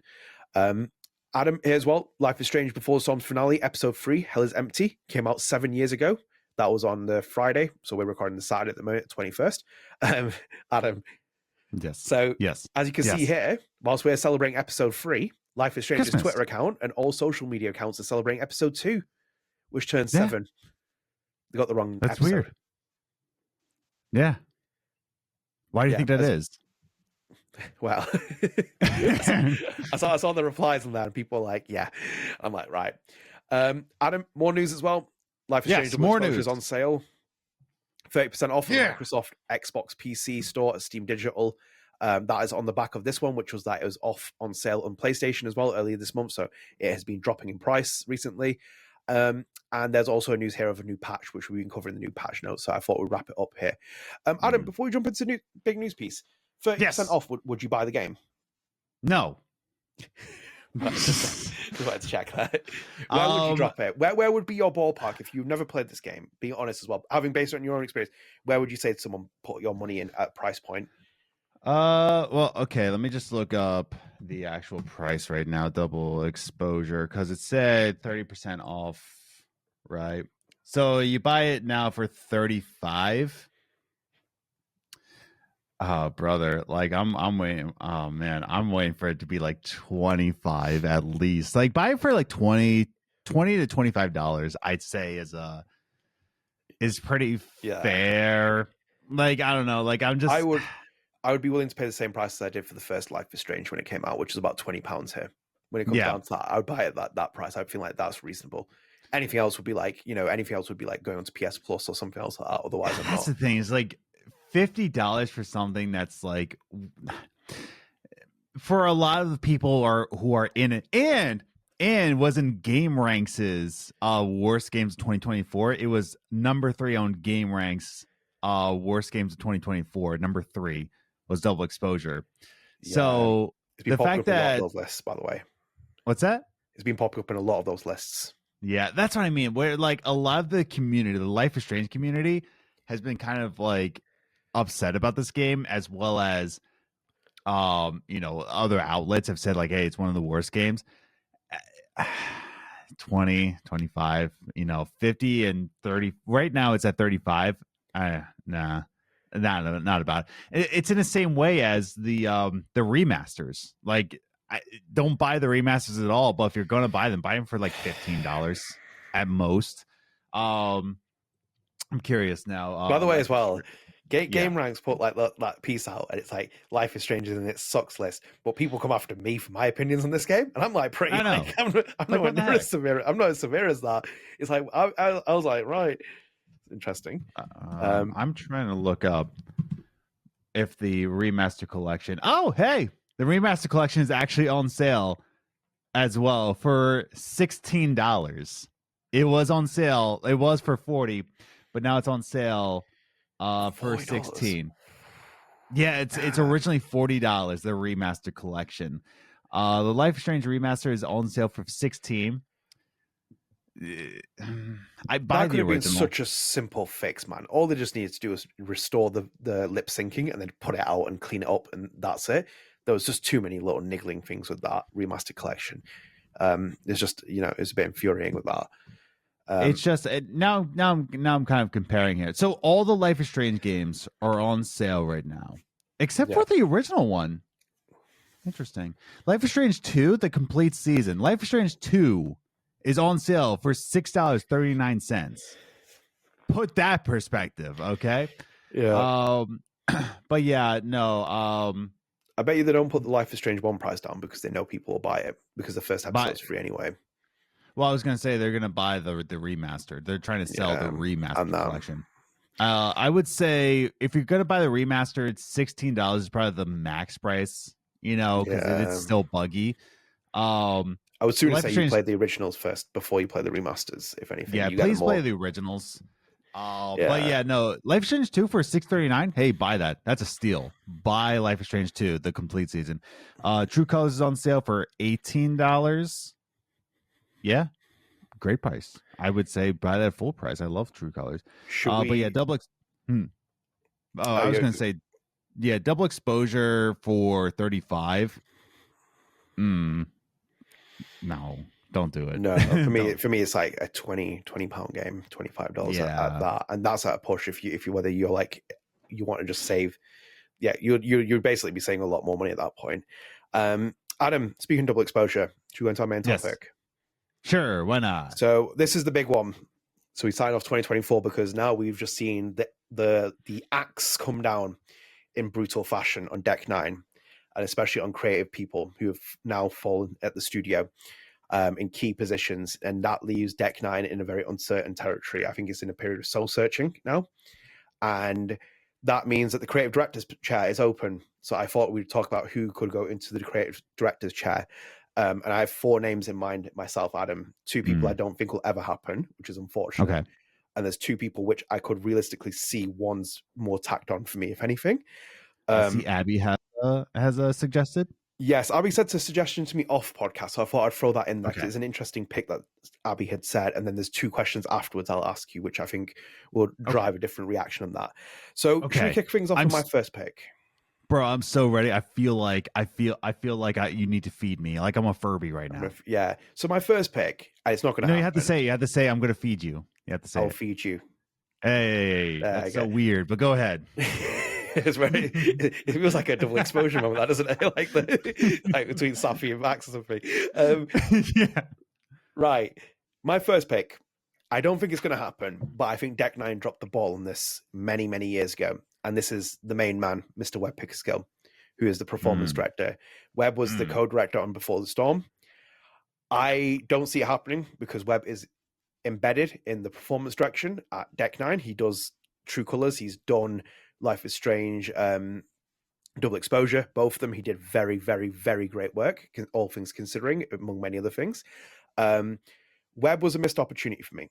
I do think Webb should have been in a director's chair after Before the Storm, because he was co-directing that, and I think he should have like ascended to the director's chair having stayed at Deck 9 as long as he did. When I saw True Colors being revealed and it said that he was a performance director, I was like, maybe that's just natural in terms of like Webb has got a big background in cinematography, etc. So I thought he's been moved over there, and Zach Garris has been on the series for a long time with a writer, and maybe they've reshaped things. But generally speaking, I think that the series needs a really steady pair of hands right now, considering what they did with Double Exposure, considering how people have perceived it, the reception, etc. And Web Pickers Guild for me would be a very good fit because there's other things I could do as well. Because Deck 9 have two very talented motion capture directors, performance directors. So if you took Webb out of the performance direction, you'd move Zachary Andrews, who was the Deck 9 motion capture director on The Expanse, into his role to fill in that. That's the only reason why I say it as well, in terms of that you could do like a like-for-like swap there, where it's like you move him out of that and you could put him in there. But then you can I'm all about Xandrews getting more promotions. Because that's the one constant for me, if anything, on the games that I've made from Deck 9, the last three, The Expanse, True Colors, and Double Exposure, it's been the performance direction. It's been knocked out of the park every single time. And I think with Webb's a very steady pair of hands that would carry this game into the next direction from a creative standpoint. The other things happen, which is, does Webb want it? That's a different question. Would they want Webb back? That's a different question. You know, is this too like far gone for him to come back into that director's chair? Has he been out of that part of game development for too long? I just think he would have been a really great pick in this capacity, having slashed the way that they did in terms of certain creators. But the series really needs a steady pair of hands, and I love Webb, and I think he would be a great person to kind of go into that director's chair. I think I do. Yeah, that would be my suggestion. I would want to see Webb because he was the performance director on True Colors, and what he was trying to do with the performance between Erica and Han, it's just unbelievable. He wanted that relationship between them. Yeah. Like he does such good work with chemistry and just with performance in general. Like, so yeah, I would love to have Webb on the Life is Strange game direction. Yeah, I don't see it happening. I don't see it happening either, but that's my pick. Well, like I have two picks, but yeah, they're both unrealistic. Yeah, I think maybe your second pick is going to be my second pick in a minute. Probably, yes. But I think he's just seems like the series really needs this, because like for me, if you're treating this as a soft reboot, right, and the first game has turned out to be the way that it has, whether you liked it or not, it's turned into the position it's at. It just needs something to safely bounce it into a sequel. It doesn't need to be an unbelievable success, even if that's what Square wants. It doesn't need to be an unbelievable success. It just needs a foundation point where someone fixes what's happened, and then they can set themselves up for a trilogy, the third game in the trilogy, and then we get like during the ball rolling. If anything, you save yourself at the end of it. So it's like Double Exposure looks a lot better because the third game in the series saves what happens. And I think Webb's just that really good person to have in that position for it. But I don't see it happening. But I think that they missed the ball, Deck 9, not having him in game development more like that. It's like he's a very talented performance director as it is. But like honestly, like as you said, when you talk about like Rachel and Chloe and Alex and Gabe. I'm saying that real in my head. I was like, it's like Eric and Han, Alex and Gabe. They work good dynamics. Whatever you think about whatever you think about Before the Storm and the inconsistency stuff, that's a different story in itself. Like they've already done that with Double Exposure as well. There's inconsistencies all over the place in that game. Yeah, it's like I think like in itself, like Before the Storm had his name on it with his co-director, and for Chloe Price people, they'd really some really enjoyed it, and then also on top of that, they had Farewell, which was unbelievable as a piece of DLC and a bonus episode in the series. So I would love to see him in there. Do I think it's going to happen realistically now? Should we move on to the second person? So the second person, since we both think it's the same person, okay, on a count of three, we say it at the same time. Okay, ready? 1, 2, 3. Stephen Frost. LeBron James. What? LeBron. He ain't LeBron James. Those. Come on now. He's a good leader. I should have had Bronny Jr. That would have been my pick then. Bronny. No, it's just Bronny James. Bronny Jr. James. Yes. Yeah, Frost. Yeah. But who was the LeBron James at Deck 9? Oh, do you know what as well? Deck 9 needs to do everything in their power never to let Stephen Frost leave that studio. No. Not that I think he's leaving, by the way, or that he's said anything about it, but I think he is the future of Deck 9. in a capacity of like making the move away from Life is Strange. He is the future of Deck Nine, and Dude, I really. I told my friend who's like saying like, man, I would like, I've been watching The Expanse. I would love an Expanse video game. I don't know what it would look like. I'm like, dude, there was an Expanse game and it was great. And you know who led that game? Our boy Frost. Stefan. Oh, he is for me that visionary. Like I think he's so. I really rate Frost. I really do. Like we did a podcast with him. It's obviously on the channel. It's got, I don't know what. I think it's because it was The Expanse, and when we were covering The Expanse, I really enjoyed covering it when we did. But it's like, and we got to know his humor. Like it's just a piece of ham slapped on the floor. But he was a wheelhouse though. So he was basically a wheelhouse because he did the voicing performances. He did Tor. He did other voice performances. He understood his lore. He was a deep Expanse fan. It's like, I just like watched his work, and it's like, whatever you think about the game in terms of like the length and stuff, he had his own kind of like position on that, and it's fair enough as it is. But it felt like that is the only game since that's the last Deck 9 game. Obviously, I know there's only been one. That's the last Deck 9 game that had a creative director on the process. He was like overseeing everything. It felt like when I saw Frost and he was talking, I was like, this guy was naturally born to be a director on a game. Like he was just naturally born to lead a team. And it feels like his team respected him. His team did respect him as well. And it's like everything about him would be interesting. And when I think about Frost as well, it reminds me when you said that, you know, if you had like an Alan Wake, like nightmarish sequence, Frost making something like that in Life is Strange would like be like interesting, like just to see him do some, because his games are darker, and that's the other issue with Frost as well, in the sense that, is it going to happen? Not a chance, because people have gone online at the moment and have like seen Deck Nine's profile and be like, there's a game director at the studio and it's Stefan Frost, and it's like, he's in the credits of Double Exposure too. He is in the credits. He's in a high position at Deck Nine as a creative director. They think very highly of Frost. But like, the other thing I have to say, if you think that as well, go and watch an interview with Frost. I tell you what, go and watch the StrangeCast interview with Frost. Come back and tell me if you think Stefan Frost is the Life is Strange guy, because it's just that will give you your answer, because he's not invested in it in the same way as like, that's the misconception, because Deck Nine, everyone's like, oh, they're all Life is Strange fans. No, he's not, and I think that's the thing where I'm like, I don't. He's like the Finn McKinney of music right now.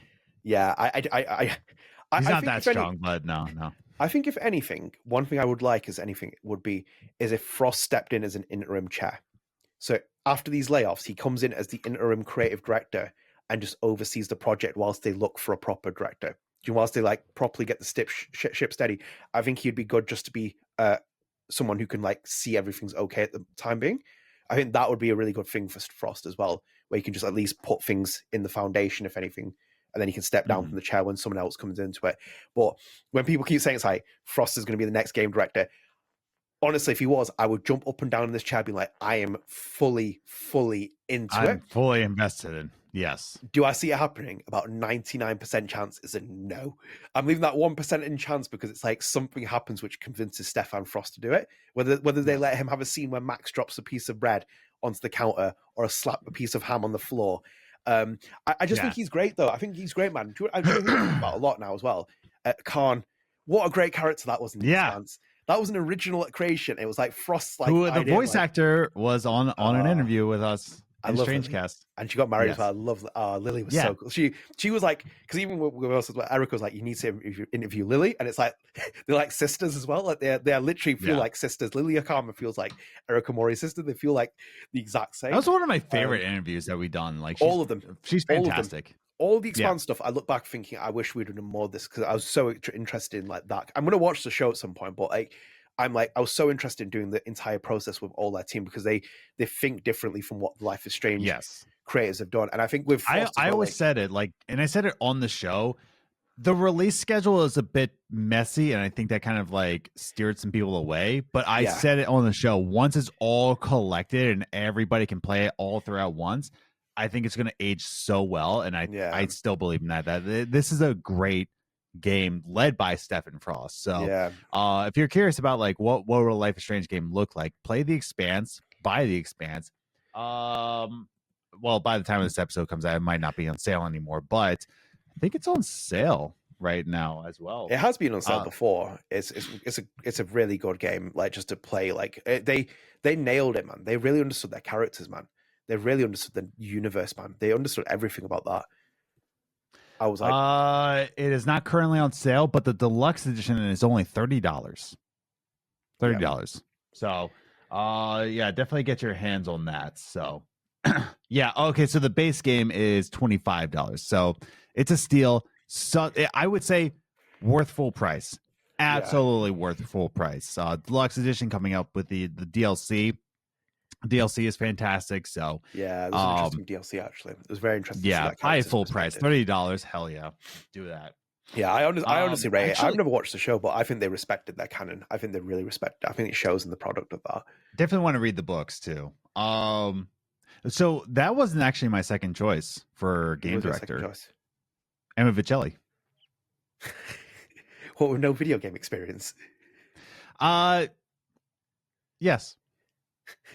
I miss Emma. I love Emma. I more mean on like the narrative side, like a game director. Yeah, I would say like Emma Vicelli, like put her on narrative lead. Like here's my ideal, right? Stephen Frost is game director, of course. Yeah. We have Xanders and Webb, in like the co-chair of like performance capture, then we have Emma Vicelli in the lead writing. Like this is like my dream team right now. It's not going to happen, but this is like a team scenario. And just like Studio Animal is Miso. Miso the cat is Studio Animal. My idea, if anything, I agree with you in terms of I love Emma on the project. Forget about the focus groups, forget about everything else. They should just approach Emma and be like, can you come on board as a writing consultant? Because she lives in England. Yeah, a consultant at least. Yeah, because I don't see her relocating her life. She's like, if you go and follow her on Twitter, she's like not on Twitter, on Blue Sky and stuff. She's hilarious. She's doing like loads of plays and stuff. She's got a ball of energy. She's like a really ball of energy. I do not. I should follow her. By the way, I have more followers on Blue Sky than you. I'm just reveling that fact. Absolutely shocking. Heck yeah. Like writing consultant, just get her, because she could zoom into things. She could get some schedule out, pay her a lot of money, and get her to do the writing consulting on it. They need someone like her on the project, at least in terms of in a writing capacity. Maybe not in the game development perspective, but in terms of like the writing perspective, it's just night and day, man. She's like writing musicals and doing like music and stuff. She's just very talented. I just don't see why you wouldn't do it. And she's the closest thing they're going to get to a good pair of hands on Max. I digress. If anything, Adam, if anything, should I go into my last pick? My third pick, actually. Sorry, I got distracted with this Blue Sky post. Just very quick side note. Sega is considering launching its own Netflix-like subscription service for video games. Yeah, I saw that this morning. It made me gross a little bit. Yeah. So, anyways, go for it. We really need that. That's disgusting. So, my third pick, and this is the person that I think is likely. No, sorry. No, let me rephrase that. My third pick is the one that could happen. I hope it happens. And if it does, I will sit up in my chair being like, my attention. And that is Jonathan Zimmerman. He's been at Deck 9 for ages. He has worked on Life is Strange. He has written the games.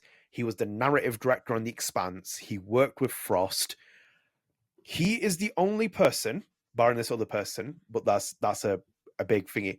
He's the only person at Deck 9 right now that I sit there thinking, okay, we're in good hands here. We will take this going forward, and he's the only realistic option for me to really steady this ship. Zimmerman, I've only ever heard good things about him. Having spoken to people, I've only ever heard good things about him. I've only ever heard that. Has he ever, I'm not trying to say like we don't know of him, but has he ever led any direction, or has he been just in the writing team? He was leading the writing on the Expanse. And that's like a big one for me. Yeah. I'm all for that. So his contribution here, I'm just pulling it up as well. His contribution was on Double Exposure. He was in the credits for that. He was in additional contributions. He was the narrative director on The Expanse. He was a writer on Before the Storm. He was the narrative director on True Colors, and he was the narrative lead on Before the Storm. Where's that remastered? No, so Before the Storm, he was the narrative lead. It says that. I'm looking at Moby Dick credits. I know, what's it called? Zach Harris wrote True Colors before. Yes. This is what I mean when you have so many different writers.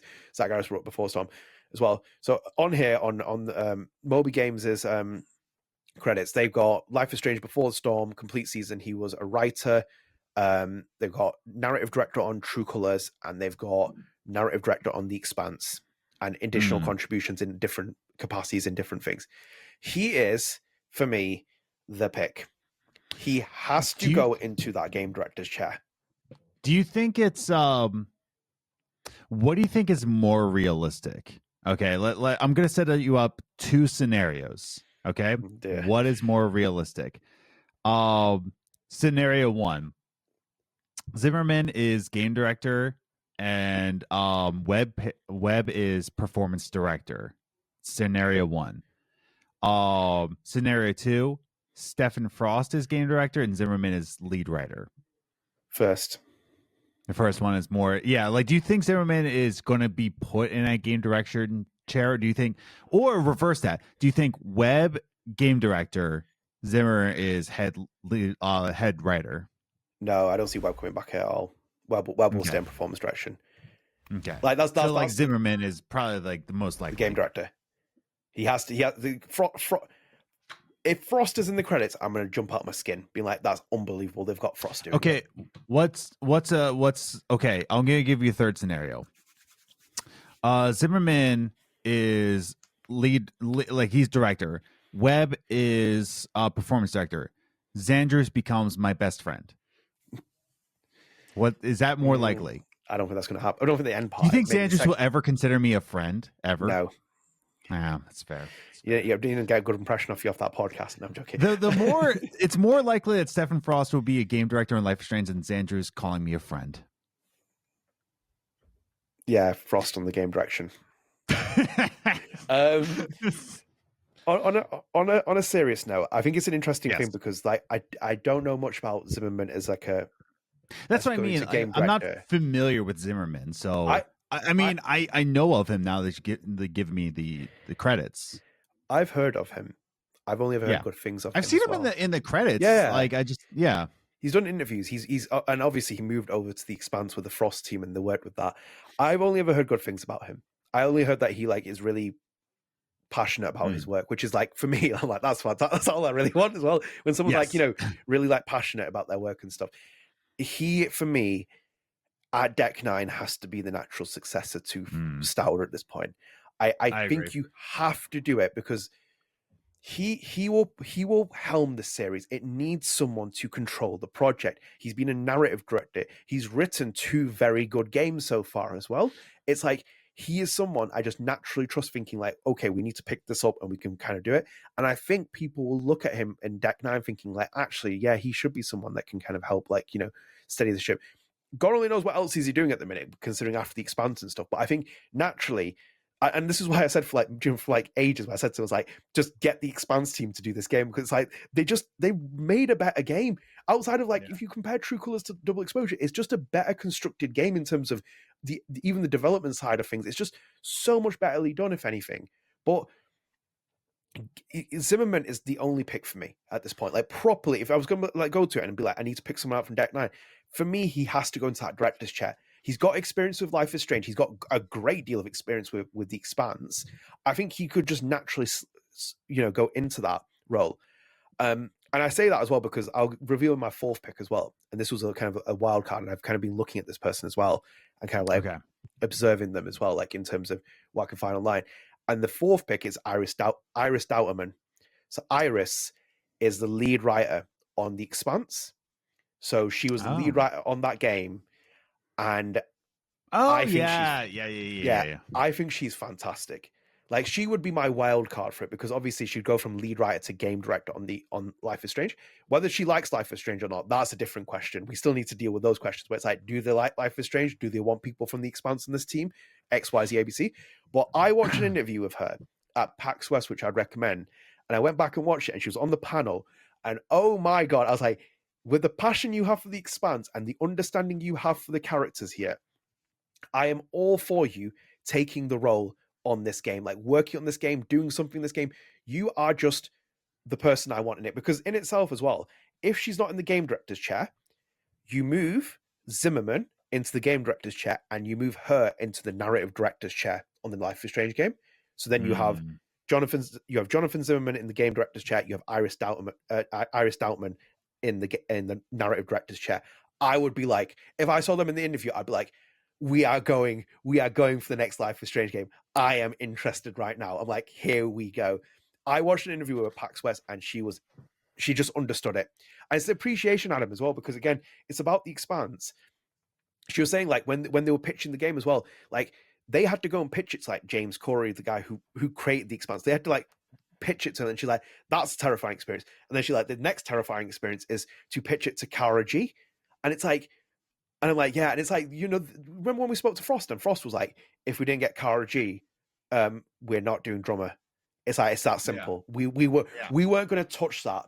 And it's like, when you look at, for example, like Double Exposure, and I watched some of the interviews, and like John Stauder and Felice Kuan are like, we made Max sound more of like an arsehole, because then it made, it kind of like matched Hannah's performance where she came down a bit. Like we wrote her in a certain way, then Hannah brought her down into a certain capacity. It's like, no. You write this character for Hannah Telle. You write this for Hannah Telle because she's come back to the project. That is her. You've got the biggest advantage here by the fact that your actress is reprising the role. And it's the same with drummer. Like, even with Kara G doesn't sound like drummer in real life. That's the funny part that you find with it. Also, as well, they were like, we didn't realize that. 'Cause it's like when you do the interviews and she'd come on shit, she'd be like, oh, how was that? And it's like, wait a minute, what? It's like, she's not doing that deep throated drummer voice, where she's like barking things at people. It's like, I would recommend people go and watch the PAX West discussion about the Expanse with Iris Doutman. I think she's really interesting. I was watching her like talk about it, and I was like, in itself, if she did ascend to the director's chair, it should be the first female Life is Strange game director, which is a series first. No one has ever ascended to the game director's chair as a female. And I think, generally speaking, I have a lot of interest with her, because I think that's the combination I want. I want Jonathan Zimmerman in the game director's chair. I want Iris Doutman in the narrative chair. At that point, I'm like, we are going forward here, because these. Where is Miso?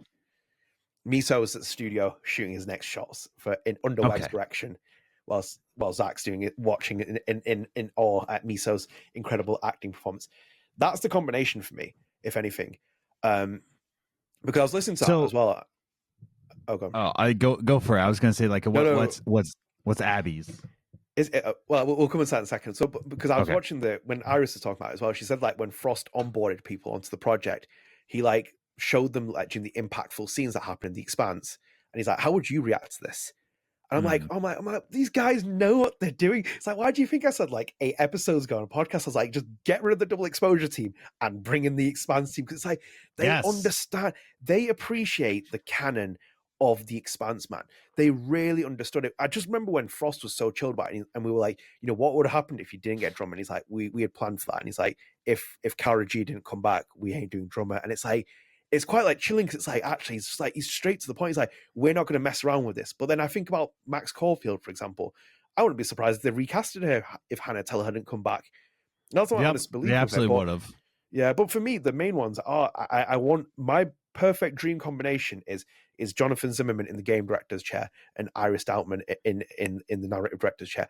I really think that they're very talented people. And what they did in the Expanse for me is like, this is where Deck 9 really needs to turn to its Expanse team to helm this franchise.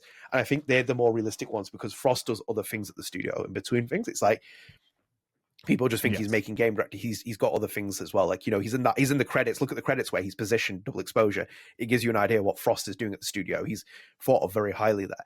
But those two people, I'm like, Iris and Zimmerman, I'll be like, oh, here we go, man. It's like, again, it comes down to the bureaucracy at Deck 9. If they do that, do they want those people there? They've basically done this mess with like Stauder and Quan and all these other people. Do they want those people there? Are they Life is Strange fans? I know Zimmerman he's worked on Life is Strange, but it's like, are me and Stranger's ever going to hang out? Man, these are the questions we all ask. Yes. Yeah, so those are my 4 picks. Those are the ones that I can see at the minute. And this kind of like bleeds into the other questions as well, which is Abby suggested to me off podcast, which was a really interesting one. She said Chris Floyd, who no longer works at Deck 9, bring him back to do it, which I would be all for, because I love Chris Floyd. I think Chris Floyd is really lovely. That's like a dream scenario. The kind of like mine with Emma Vicelli being lead writer. I like it a lot, but do you remember that thread that we read on StrangeCast where Chris Floyd explained why he left? That's where I don't think he wants to be back. working under Square Enix, more specifically. I think because that thread is going to age really well, because I think I tried to look for it before, but I couldn't find it. But we covered it on the StrangeCast episode, and it's like it aged like fine wine, because he was like saying, "Hey, this is the reason why I left, because they went in this direction, and I felt like we should be doing like X, Y, Z, ABC." And I think he would be great, obviously. And again, you could easily make him a co-director's chair with Web, would be interesting. But like, I think like I would really want him to be like, I would love for him to come back. I'd love for him to come back in at least in a senior capacity in some way, shape, or form. But again, this is like, dream fantasy booking at this point. Like, it could happen. I think Abby was really good to recommend him, because that was a game now in Deck Nine's history which is forgotten about before the storm, in terms of this recent like controversy that has come about with it. But people aren't really appreciating what Deck 9 did before that. Whether you like Before the Storm or not, it did have its really high points in certain respects as well. And Abby's suggestion was Chris Floyd, and I thought actually that was actually a really good suggestion. That it'd be interesting to see if you wanted to bring about again. Is Chris going to come back? He's working his own things. He's got his own life. Will he move back to Colorado? Is he in Colorado? All these variables start to come into play. That's how I feel about that. My last two questions to you, I had two questions to you that I was going to put into this topic, which was, do you bring in an external developer to make this game as a game director? Chris Floyd. Yes. No, Chris Floyd. Do you bring in a non-Deck 9 developer to the studio and then put them in the games director's chair, i.e. Stauder approach? Stauder was at the game studio before, but he ascended to the director's chair. It goes into like, is there a developer that we both respect that isn't currently working on anything else? Like, I would bring in the people from Night School Studio to work on a Life is Strange. Like, that would be great, but they're working at Night School. Like, they're funded by Netflix. I don't think they're even touching Square at this point. Do you bring in my point is, do you bring in an external developer? So someone who's never worked at Deck 9, you bring them in, and then their first project is Life is Strange, whatever it is, the sequel, quadruple exposure in the director's chair. God, no, I don't think so. I don't think that's a good idea. Like, because here's why. Is because we've already put too many hands in the cookie jar that is Life is Strange. It went from Michelle to Zach to Stauder. And now it's going to go to a separate developer. Like, there's way too many hands in the cookie jar at this point. Do we add in another person to try to fix the ship? Not necessarily. I think we bring in somebody to direct. I think that the problem is, like, you need a sound leader, but a narrative writer, I think, needs to be like somebody who's worked in Deck 9 and or Life is Strange. But a game director, I think it's a different, or even a producer to bring into the role. My stance is very clear on this. I don't think you bring in any external developer to work on it in the lead roles, because like Stauder came from Telltale, and this just showed, for example, when everyone compares Telltale games to like Donut games and like Life is Strange, it shows the night and day difference, because you can work at Telltale and have successful runs with their games, but Life is Strange is a different animal. It's a different animal. Different animal. Like they share similarities, episodic, but the characters are so much more important, I would say, in Life is Strange because than Telltale games. With Telltale, you have to go into you have to go into the lore of whatever IP that you have. Yeah. But Life is Strange, it's its own lore, its own fan base. The lore and the characters, if anything. So it's like the laws of their setting. So it's like Batman is the lore of the setting, and then with like a Life is Strange game, it's the lore of the character, i.e. like Max, for example. I think like they stay away from an external developer. I think this has to be dealt internally. I think like you can bring in external developers as the game gets into development, so you put them in different roles. But for me, the main director's chair needs to be someone within Deck 9 right now who has experience, i.e. Jonathan Zimmerman. And then it needs to have a lead writer, narrative director who's previously worked on Deck 9 projects who can do that, i.e. Iris. I think they are the two people for me. That's why that question was very like simple, because like for me, even with the dream collaborations of bringing Cliff Blazinski or whoever else with the budgets and stuff, it doesn't work. What? No, but I mean, like, I'm just saying, like, even the big names. Okay. Like, anyone. I thought we were bringing Cliffy B to direct a Life is Strange. Well, you see those clips of like. Give her a chainsaw gun. Yeah, we've seen the Max Caulfield mods where it's in GTA. He could do that. Max is where chainsaw. He's like, give it to Rockstar. Give it to Take-Two. Yeah, all he needs to do is like get Max with like a chainsaw gun, and she like cuts Yeah. through double exposure. He'd be like, Clifford B saved life was strange. No, I'm joking. No, I think that realistically it has to go down that process where it's like the that part of the thing where I think like it has to be internal. And the last one was I just want to throw this in here. This is gonna get comments. Do you bring Zach Garris back?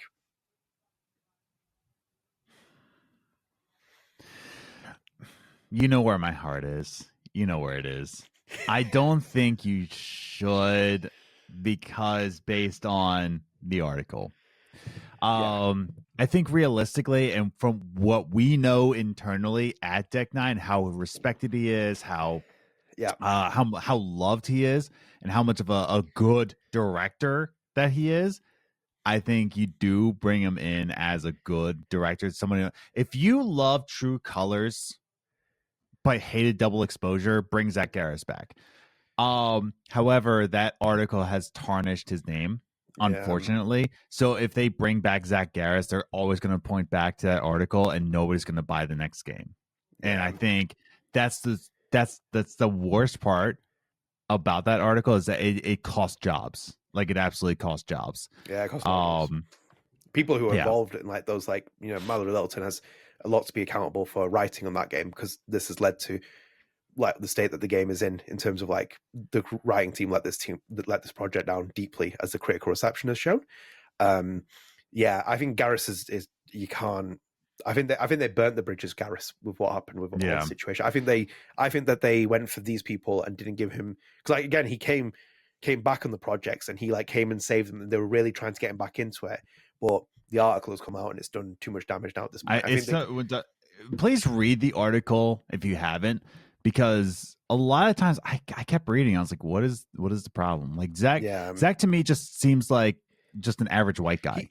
His questions were just average white guy. That's what I mean though, because it's like when you brought my, like, I can't tell you how many stories. We could do a podcast where I could tell you how many stories I've heard in the journalism room where people have like behaved about 50 times worse than Zach Garris.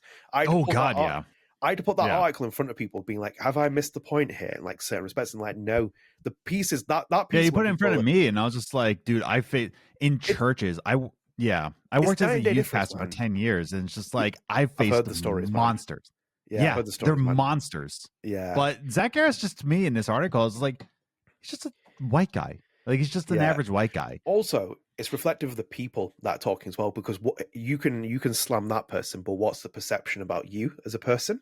So it's like, obviously I'm talking about the people who finger point at him, but what do people think about you? Because you're aiming at this guy, but then you might also be part of the systemic problem, which it seems like it was, because Zach Garris points the finger back saying these people are completely uncompromising, completely circumventing everything. So it's like, you know, it's almost like finger pointing, but ultimately you burnt your bridges with him now at this point. And I think like the opportunity to try and get him back in would be almost impossible, because the studio has been smeared by this. Like in itself, that article is read so differently. That article, please never mention the same sentence as Jason Schreier article, because Jason Schreier's stories are written completely different. That, for me, article, my opinion, oh my God, the one after Anthem came out, that article was insane. I love reading Schreier's pieces because he comes across as a very neutral voice. That article comes across as very one-sided. I'm not talking about the Nazi imageries and stuff. That is a different issue. Like we put that we leave that here because that is a systemic issue. The finger pointing, and that makes it feels like someone's got an agenda there. And it's like in terms of the way the story is written, because it's like the way that things are positioned within the piece. I'm sitting there thinking like, I need to know more about how this is constructed. If you're writing a long form journalism piece, why is it written in the way that it is, and what is it trying to paint here? Why is like Zach Garris not responding to the fact that you've said that he had this like quote unquote creepy incident with Mallory Littleton in the car? Why does he never respond to that? Did you know he was going to write that about you? Did he ever mention anything about it? Why have you not given his counter argument in it? Like there's like certain things, but in itself, on him, I've said this before on podcasts as well. I have no stock in Zach Garris. I've never spoken to the guy, if anything. But any person I've ever spoken to, Zach Garris, off the record, has never said anything bad about him. And that makes me a little bit like, I'm like, what? I'm like, that's just like, I just don't know what, something here as well. And I've had my own encounters with former Deck 9 developers, as you've seen, and the way they've behaved. So it kind of speaks volumes about what I think about different people. But in terms of Zach Garris and the project here, it's impossible. They need to move forward, if anything. And I kind of want to end here as well, Adam, on this point as well, because I thought this was interesting and it kind of like ties into the project. It's nothing major, if anything. Don't worry, you don't have to panic. This was it. I'm I made panicking. this. So this is the Life is Strange directors in history. Yes. So I just made a graphic with it. And do you know one of the things I found here, Adam, as well? In both cases, neither studio has a natural heir to the next game. So, for example, think about if Michel left Don't Know Montreal, who steps up to the director's chair? Luke. No, but he's just a producer, though, isn't he? He's not handled the game development. But there's like there's no natural heir to fill certain positions. So, for example, when these two, Webb Pickersgill and Chris Floyd, had their own thing where Webb moves into performance direction and Chris Floyd leaves the studio, Zach Garris ascends to the director's chair, right?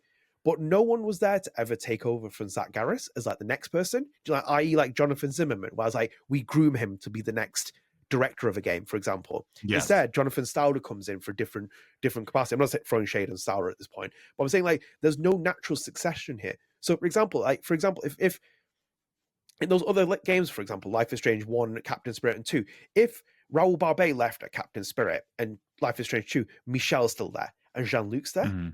But what happens if they both leave? Who leads Captain Spirit and who leads Life is Strange 2 at Don't Know? Yeah.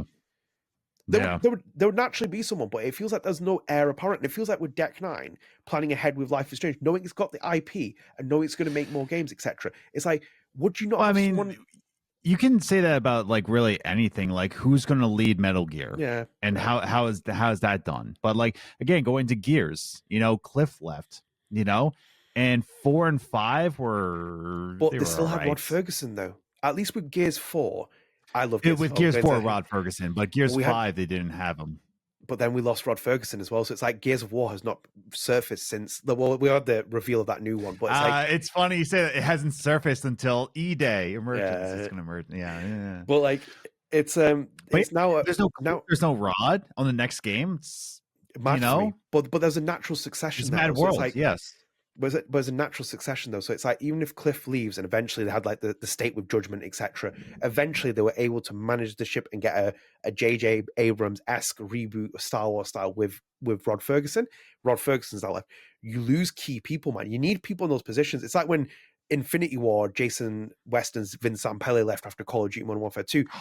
They were like trying to navigate that area with Infinity War. Infinity War took a while to get back on its feet after that. It was like, but that's exactly my point, though. It's just like you say it's for Life is Strange, but I feel like that's for a lot of different franchises. Fair point. Yeah. Like if Oxenfree goes to another studio besides the two directors at Night School, is it going to be Oxenfree? My point is that like, a lot of times these franchises are made from the ideas of the original director. Yeah. But those ideas kind of are collected within that psyche. You give it to another person and it's not the same, all the time. Again, Metal Gear. When Kojima left or he was asked to leave, I don't think we still know the answer to that, like concretely. Who broke up with who? But it's like when those two broke up, how has Metal Gear been? It was messy. Yeah. Yeah. Okay, let's leave it at that. Let us know who you think should be the director. Do you agree? Do you not agree? I would recommend going watching some of these videos as well, especially with Zimmerman and Iris. I think very highly of them. They're very worthwhile. But Adam, should we go into comment of the day? Let's do it! So this is to address this comment. And I'll try and get into it. So we'll go for this. So this is from Lucky Fonts. It says, you guys seem to primarily blame Square Enix for the failings of this game, but still say the narrative team needs to be replaced. I'd love an elaboration on this because 2 points seem at odds. If Square Enix is a true problem, then no narrative team could have made this work, and things were always doomed to start with. I don't know if I would say I'm gleeful about seemingly the entire Double Exposure team being sacked, but also not surprising to see. But also not surprising to me. You say the narrative team needed changing, and that Jonathan Stauder shouldn't have been the director. But at the same time, you're saying you don't want people to lose their jobs. But it just doesn't seem realistic to me. It's not a charity; it's a business. And when the creators you're hiring aren't making good products, why would you keep paying them? Of course, it's not Jimmy QA's fault that the game didn't sell well, and it sucks for him to lose his job. But unfortunately, that's how it goes when you're essentially contract work for a creative enterprise. It's like working as roadie for a band. If the band isn't getting gigs anymore, you don't have a job yourself. Personally, I fault Deck9 and Square Enix almost equally for the whole debacle because the simple fact is I can't see behind closed doors. I have no idea how much of narrative was Deck9's misjudgment and Square Enix's meddling, but I do know the interviews from Stauder and Kuan gave were completely out of touch, which I agree with. Anyway, can a new group of people screw this up as badly as they did? Of course, but considering the attitudes they've showed towards the franchise, I prefer new faces. Thank you for that comment, Lucky Fonts. You've summed up a lot of things there, which I think are very much on point. Very much on point. So, for example, just like working through this quickly from the backwards, Stauder and Quan, I completely agree with you. It was all tone deaf. It's PR interviews. They're arranged with the developers. You know Square Enix is going to have some involvement. And if you've played True Colors, you know what PR means. Yeah. Like that was a beautiful way of describing how PR works. Because Stace's character, I can't remember her name. Diane. Yeah, Diane. When Diane is giving her answers, but you're like seeing in her mind, like, oh my God, this is messy. Yeah. That's PR, baby. It's corporate, isn't it? It's the lovely corporate world. Like those interviews are going to go through PR. Square is going to obviously verify them. They're not going to let developers go and speak about their games outside of their jurisdiction if they're still working on the franchise. So those are PR interviews. They're very tone deaf. I completely agree with you. I thought they were completely out of touch. I think again, you make a really clear point, which is the fact that you don't know the whole debacle on the inside. I don't know it. Adam doesn't know it, but I've heard enough in I know parts all. where I'm omniscient. I'm omnipotent.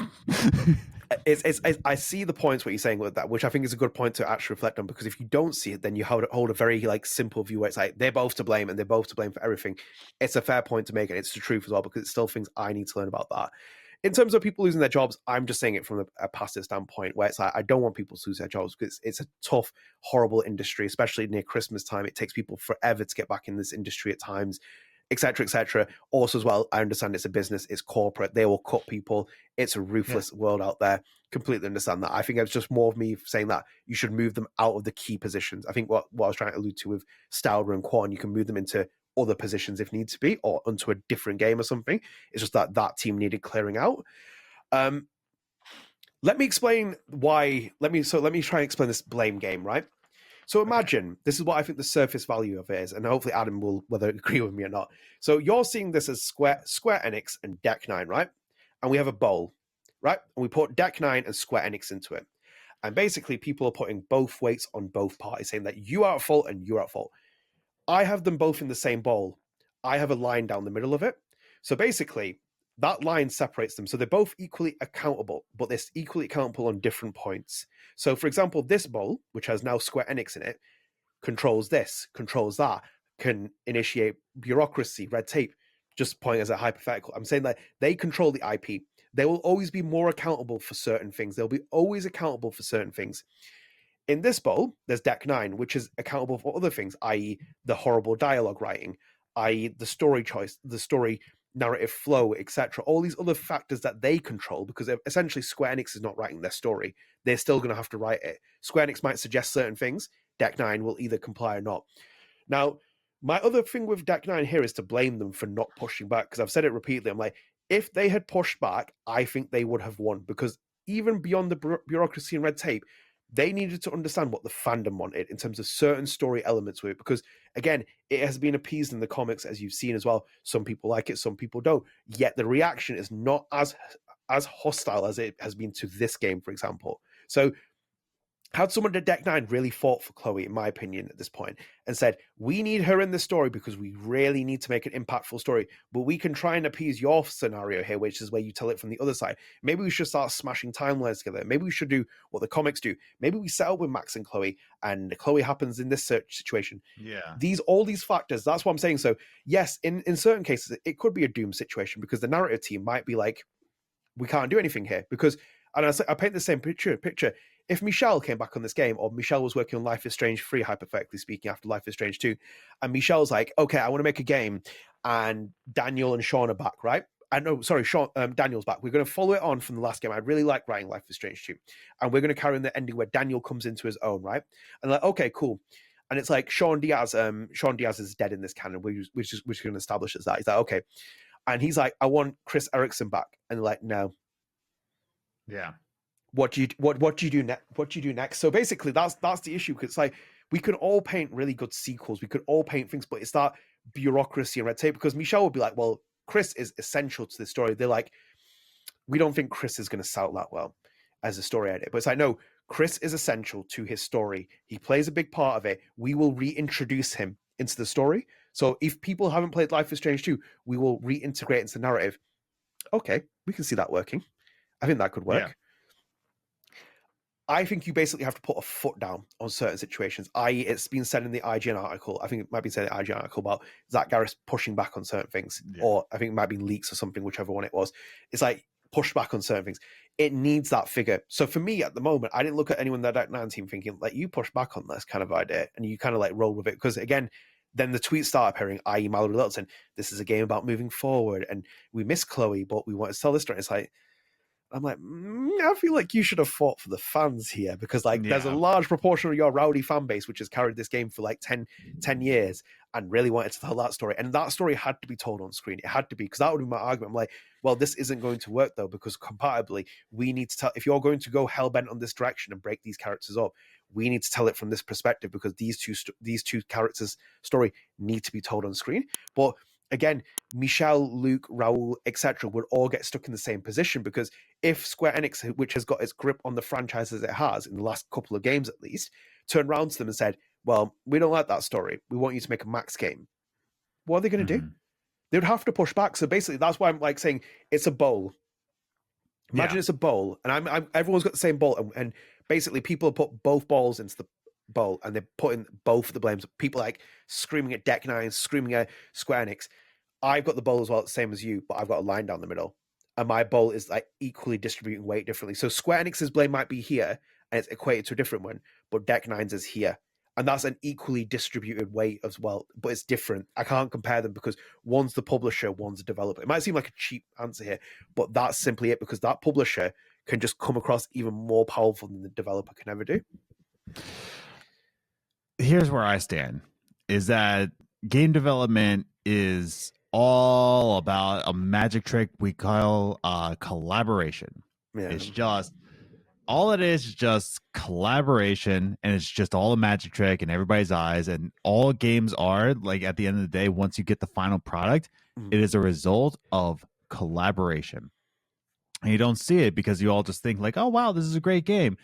But it was all behind the scenes, like what you were saying, that publishers were calling the writing team, and writing team was trying to push back on the publisher, and the publisher was like saying, well, we're not going to make discs, and Remedy's like, it doesn't matter, we're going to make Alan Wake 2 digital anyway, and people will still buy it. And they were absolutely right.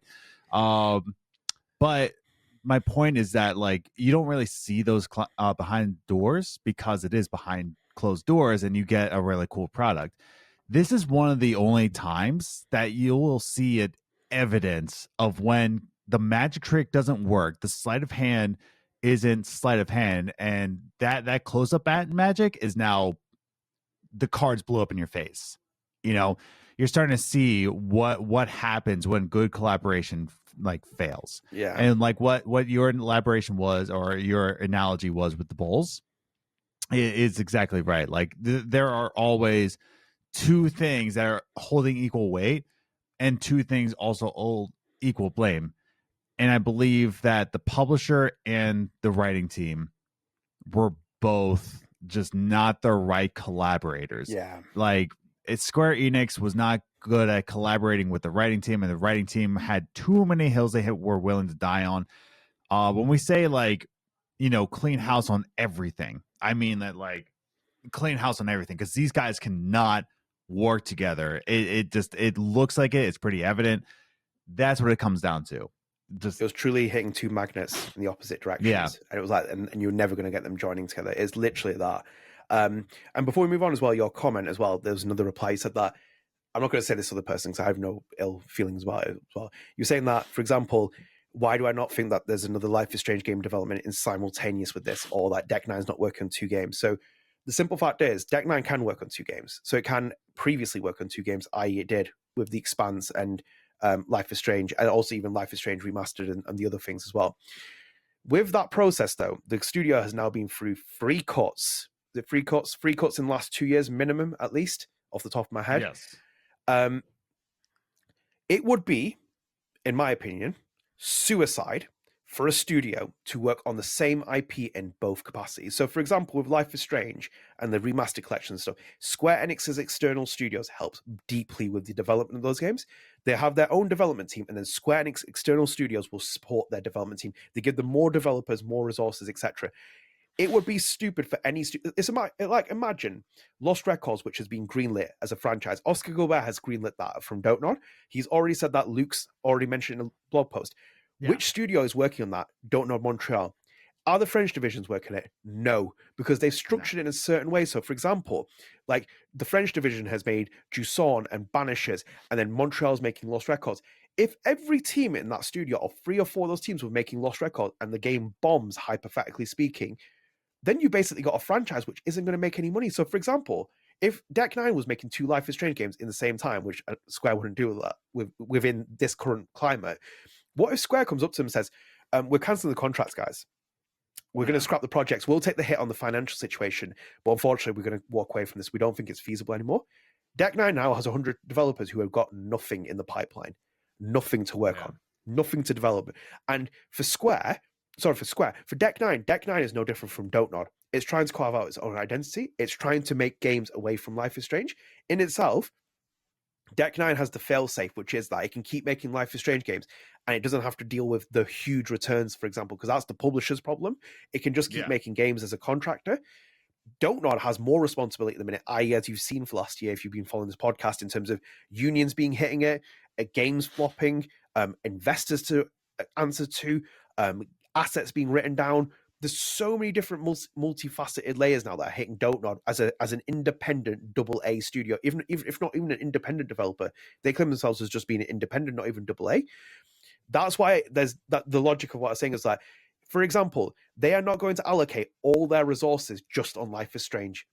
It would just be ridiculous, because in itself, like, that's why we said before about Frost. If Frost is the game director of the next game, I'm going to feel like I'm in the next Life is Strange nightmare sequence, because it's like, he's just not a Life is Strange person.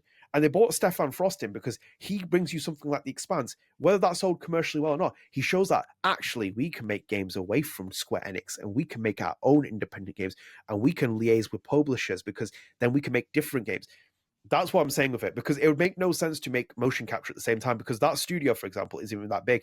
So you currently have Webb Pickersgill, who's a performance director. You have Zachary Andrews as another performance director. And that motion capture studio would have to run on a schedule where, for example, The Expanse's timeline runs this way, and then True Colors' timeline is just overlapping it, or either or. So basically, they'd have to shoot in different ways, because if you look at those scenes, for example, in True Colors, when the lights are being lit away in Gabe's Memorial, not all the actors were there for the scene. I imagine, for example, Double Exposure, the final scene, not all the actors were there either. Some of the actors didn't even work with each other because they had to do them in separate shoots. Right. So it's like they just put them into the game where it makes them look like they're all there. So that's what I'm saying. It's like, I don't think that they could work on something more Life is Strange, but they would need Square Enix's external studios to do it. And Square Enix is now in a very precarious situation with Life is Strange. And Deck 9 is not going, for me, in my opinion, unless it was complete financial suicide, and then I would see the studio getting bankrupt in the next 5 years at least, is to put both their development teams on Life is Strange. They would be on different games. It would make no sense. It would be like Lost Records being developed by 3 of the internal development teams at Don't Nod. It would make absolutely no sense. Don't Nod were very clear, like, we need to make different development teams, different studios making things here. Yeah. Yeah. So hopefully, I hope I've cleared up that comment for you, if anything. And thank you for understanding. Thank you for your comment as well. I think you gave very good insight yourself, saying that you didn't know the behind the scenes, because I don't know all of it. He doesn't know all of it. But when you start picking at the onion layers and start understanding things, then it's a bit like, actually, this gets really messy. It's so surface level for anyone to say that they could write an incredible sequel to this game. Like, I could do that as well. But then the minute you walk into the studio and you work with someone above you, and I've done it with my journalism, man. I tell you now, the amount of times I've read, I was about to say, like, it's every entertainment / news. Like, it's about collaboration, you know? Write a book, publish a book, go for it. Like, try to do that. You have to go through your publisher, your editor, like your PR person. Like, it's just everything. It's just publicist. Red tape, isn't it? It's like so much. Unless you're that big figure where you can seek autonomy and have your independence, then but otherwise you're stuck in it. Yeah, and if the fails, we know what to do. Yeah. We play double exposure. We know exactly what happens when the publisher says nah. So you have your you have your plan B at least. There's the overarching story. The fighting as corporate overlords, and you become an angry. Put in a time warping tornado into your town. Like if your publisher says no, the one publisher, time warping tornado. Let's go. I like that. But yeah, thank you for the comment. And yeah, as always, if you want to leave your comments, just leave them on the podcast, and we'll pick out any ones you want to talk about, any segments, etc. Just let us know. Yeah, it'll be interesting to hear your thoughts. Adam, let's round up as well, because we're getting right to the end as well, and this has gone on for 2 hours. I just realized. Spread the arts. You want to go first? Yes. No, I want to hear yours. You told me off podcast. Yeah, I want to hear it. So I obviously I've been having a bit of a somber mood recently, and then my brother was like, he's been watching something, so I was like, okay, and he kept recommending it to me. And I was like, okay, I don't know if I want to watch it. So I watched Silo on Apple TV. Okay, yeah. So I've watched about 5, 6 or 7 episodes. I can't remember where we're up to now in season 1. So I watched the first episode. It's free on Apple TV. So if you go on Apple TV, it's Apple original. If you go on there, you can watch the first episode for free. Once I finished watching it, I signed up for the free 7-day membership, because I've not been that gripped on a TV show in the same vein as Lost for a long time. I really like, my fears about the series is like, will this land? Because the second season is now rolling. So every week Apple TV is updating with a new episode in the season. I'm just worried about how it lands and where it goes from here. But for the moment, like, oh my God, the psychological games, man. Oh, it's amazing. One of the actors who plays Rebecca Ferguson, she's fantastic. You'll get like, she's your main character. 100% recommend it. It is a very interesting TV show. It's basically set in a silo underground, about 10,000 people. You stay in the silo unless you want to leave. And if you want to leave, you say you want to clean. And at that point, they'll let you go out inside and clean, and you leave the silo forever. But what is outside the silo? Is it actually a proper world? Is it not? Who knows? So basically, these people have all lived their life in the silo, and they've basically been like watched by like some bigger entity, like a big overlord. So it's like there's things that have happened in the silo hundreds of years ago, which people don't know, but there's quote unquote relics from a different bygone era. So it's just the psychology behind it is fast. It reminds me of Lost. So if you like Fallout, yeah, that's actually a good comparison. Yeah. It's a good TV show. Unfortunately, but with Fallout, they leave the vault though. That's the thing with this. In this, you stay in the silo for now, at least where I'm up to. But it's just great shot TV, great thingy. This is what I live for. This is when I show my good side of it. Yeah, would recommend Silo. Go and watch it. Yeah. Okay. I'm actually going to recommend something I've been just like going back and forth on. Like I'm just like, yes, let's do this. It is the Bandcamp exclusive soundtrack, honestly, to Plague Tale: Innocence, which by your boy, by Olivier. Hell yeah, dude. But yeah, no, like I love the game. Plague Tale: Innocence, love it. And I've been just going back on the soundtrack, and I'm just like, I am always in love with the soundtrack for Plague Tale: Innocence. Why specifically is because there's 1, 2, 3, 4, 5, 6, 7, 8, 9, 10, 11, 12 exclusive tracks that are only on Bandcamp. So it's got it's got great art to it. It's got great it was actually, what I didn't realize, it was mastered at Abbey Road Studios, by the way. So it's pretty nice. But yeah, no, I love the soundtrack, and there's 12 exclusive tracks on Bandcamp. So go check it out. Plague Tale: Innocence, the soundtrack on Bandcamp. Yeah, he's a very talented composer as well. I love when he pops up everywhere. He's like nicely popping up in like different games. It's quite nice to see him. Yeah, he's in the next game. He's 2. It's Dying Light, The Beast, and also South by Midnight. Maybe they should get him the Life is Strange soundtrack. Yes, you could join the Hall of Fame. If anything, a cinematic Life is Strange soundtrack. Yeah, it's like dun dun dun. It's like buildings collapsing, and like he's just the like, Hans Zimmer of video games. He is a very talented composer. His like body of work is amazing. So yeah, no, it's a good recommendation. I think we ended on a high note there. If anything, I think that's a good place to start. And But yeah, I hope you enjoyed the episode. As always as well, if you are new here, one last time as well, please do like the video, share with your friends, subscribe. It helps support the channel. We're almost at 1,500 subscribers, so thank you so much for that. And StrangeCast available on all podcast services, so go and check us out on Spotify with the video version, on Apple Podcasts. You can rate us, you can follow us, you can download your episodes as soon as they get available if you do follow us on them. So do go and check that out.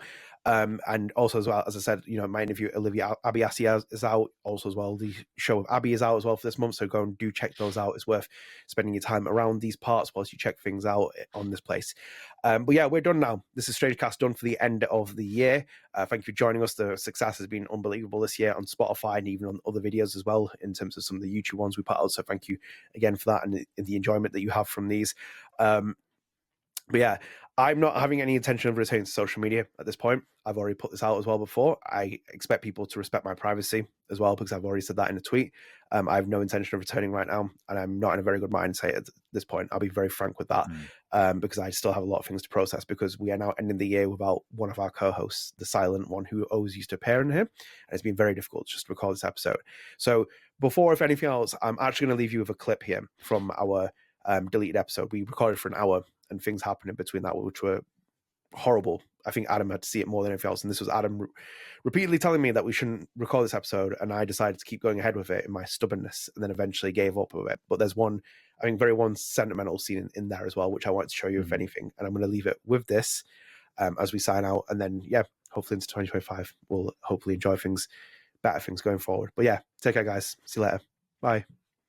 Later. Hey, I'm here. I'm here. Shh, shh, shh. Oh, thank God for that. Hey, hey, hey, shh, shh, shh, shh, shh, shh. Hey, hey.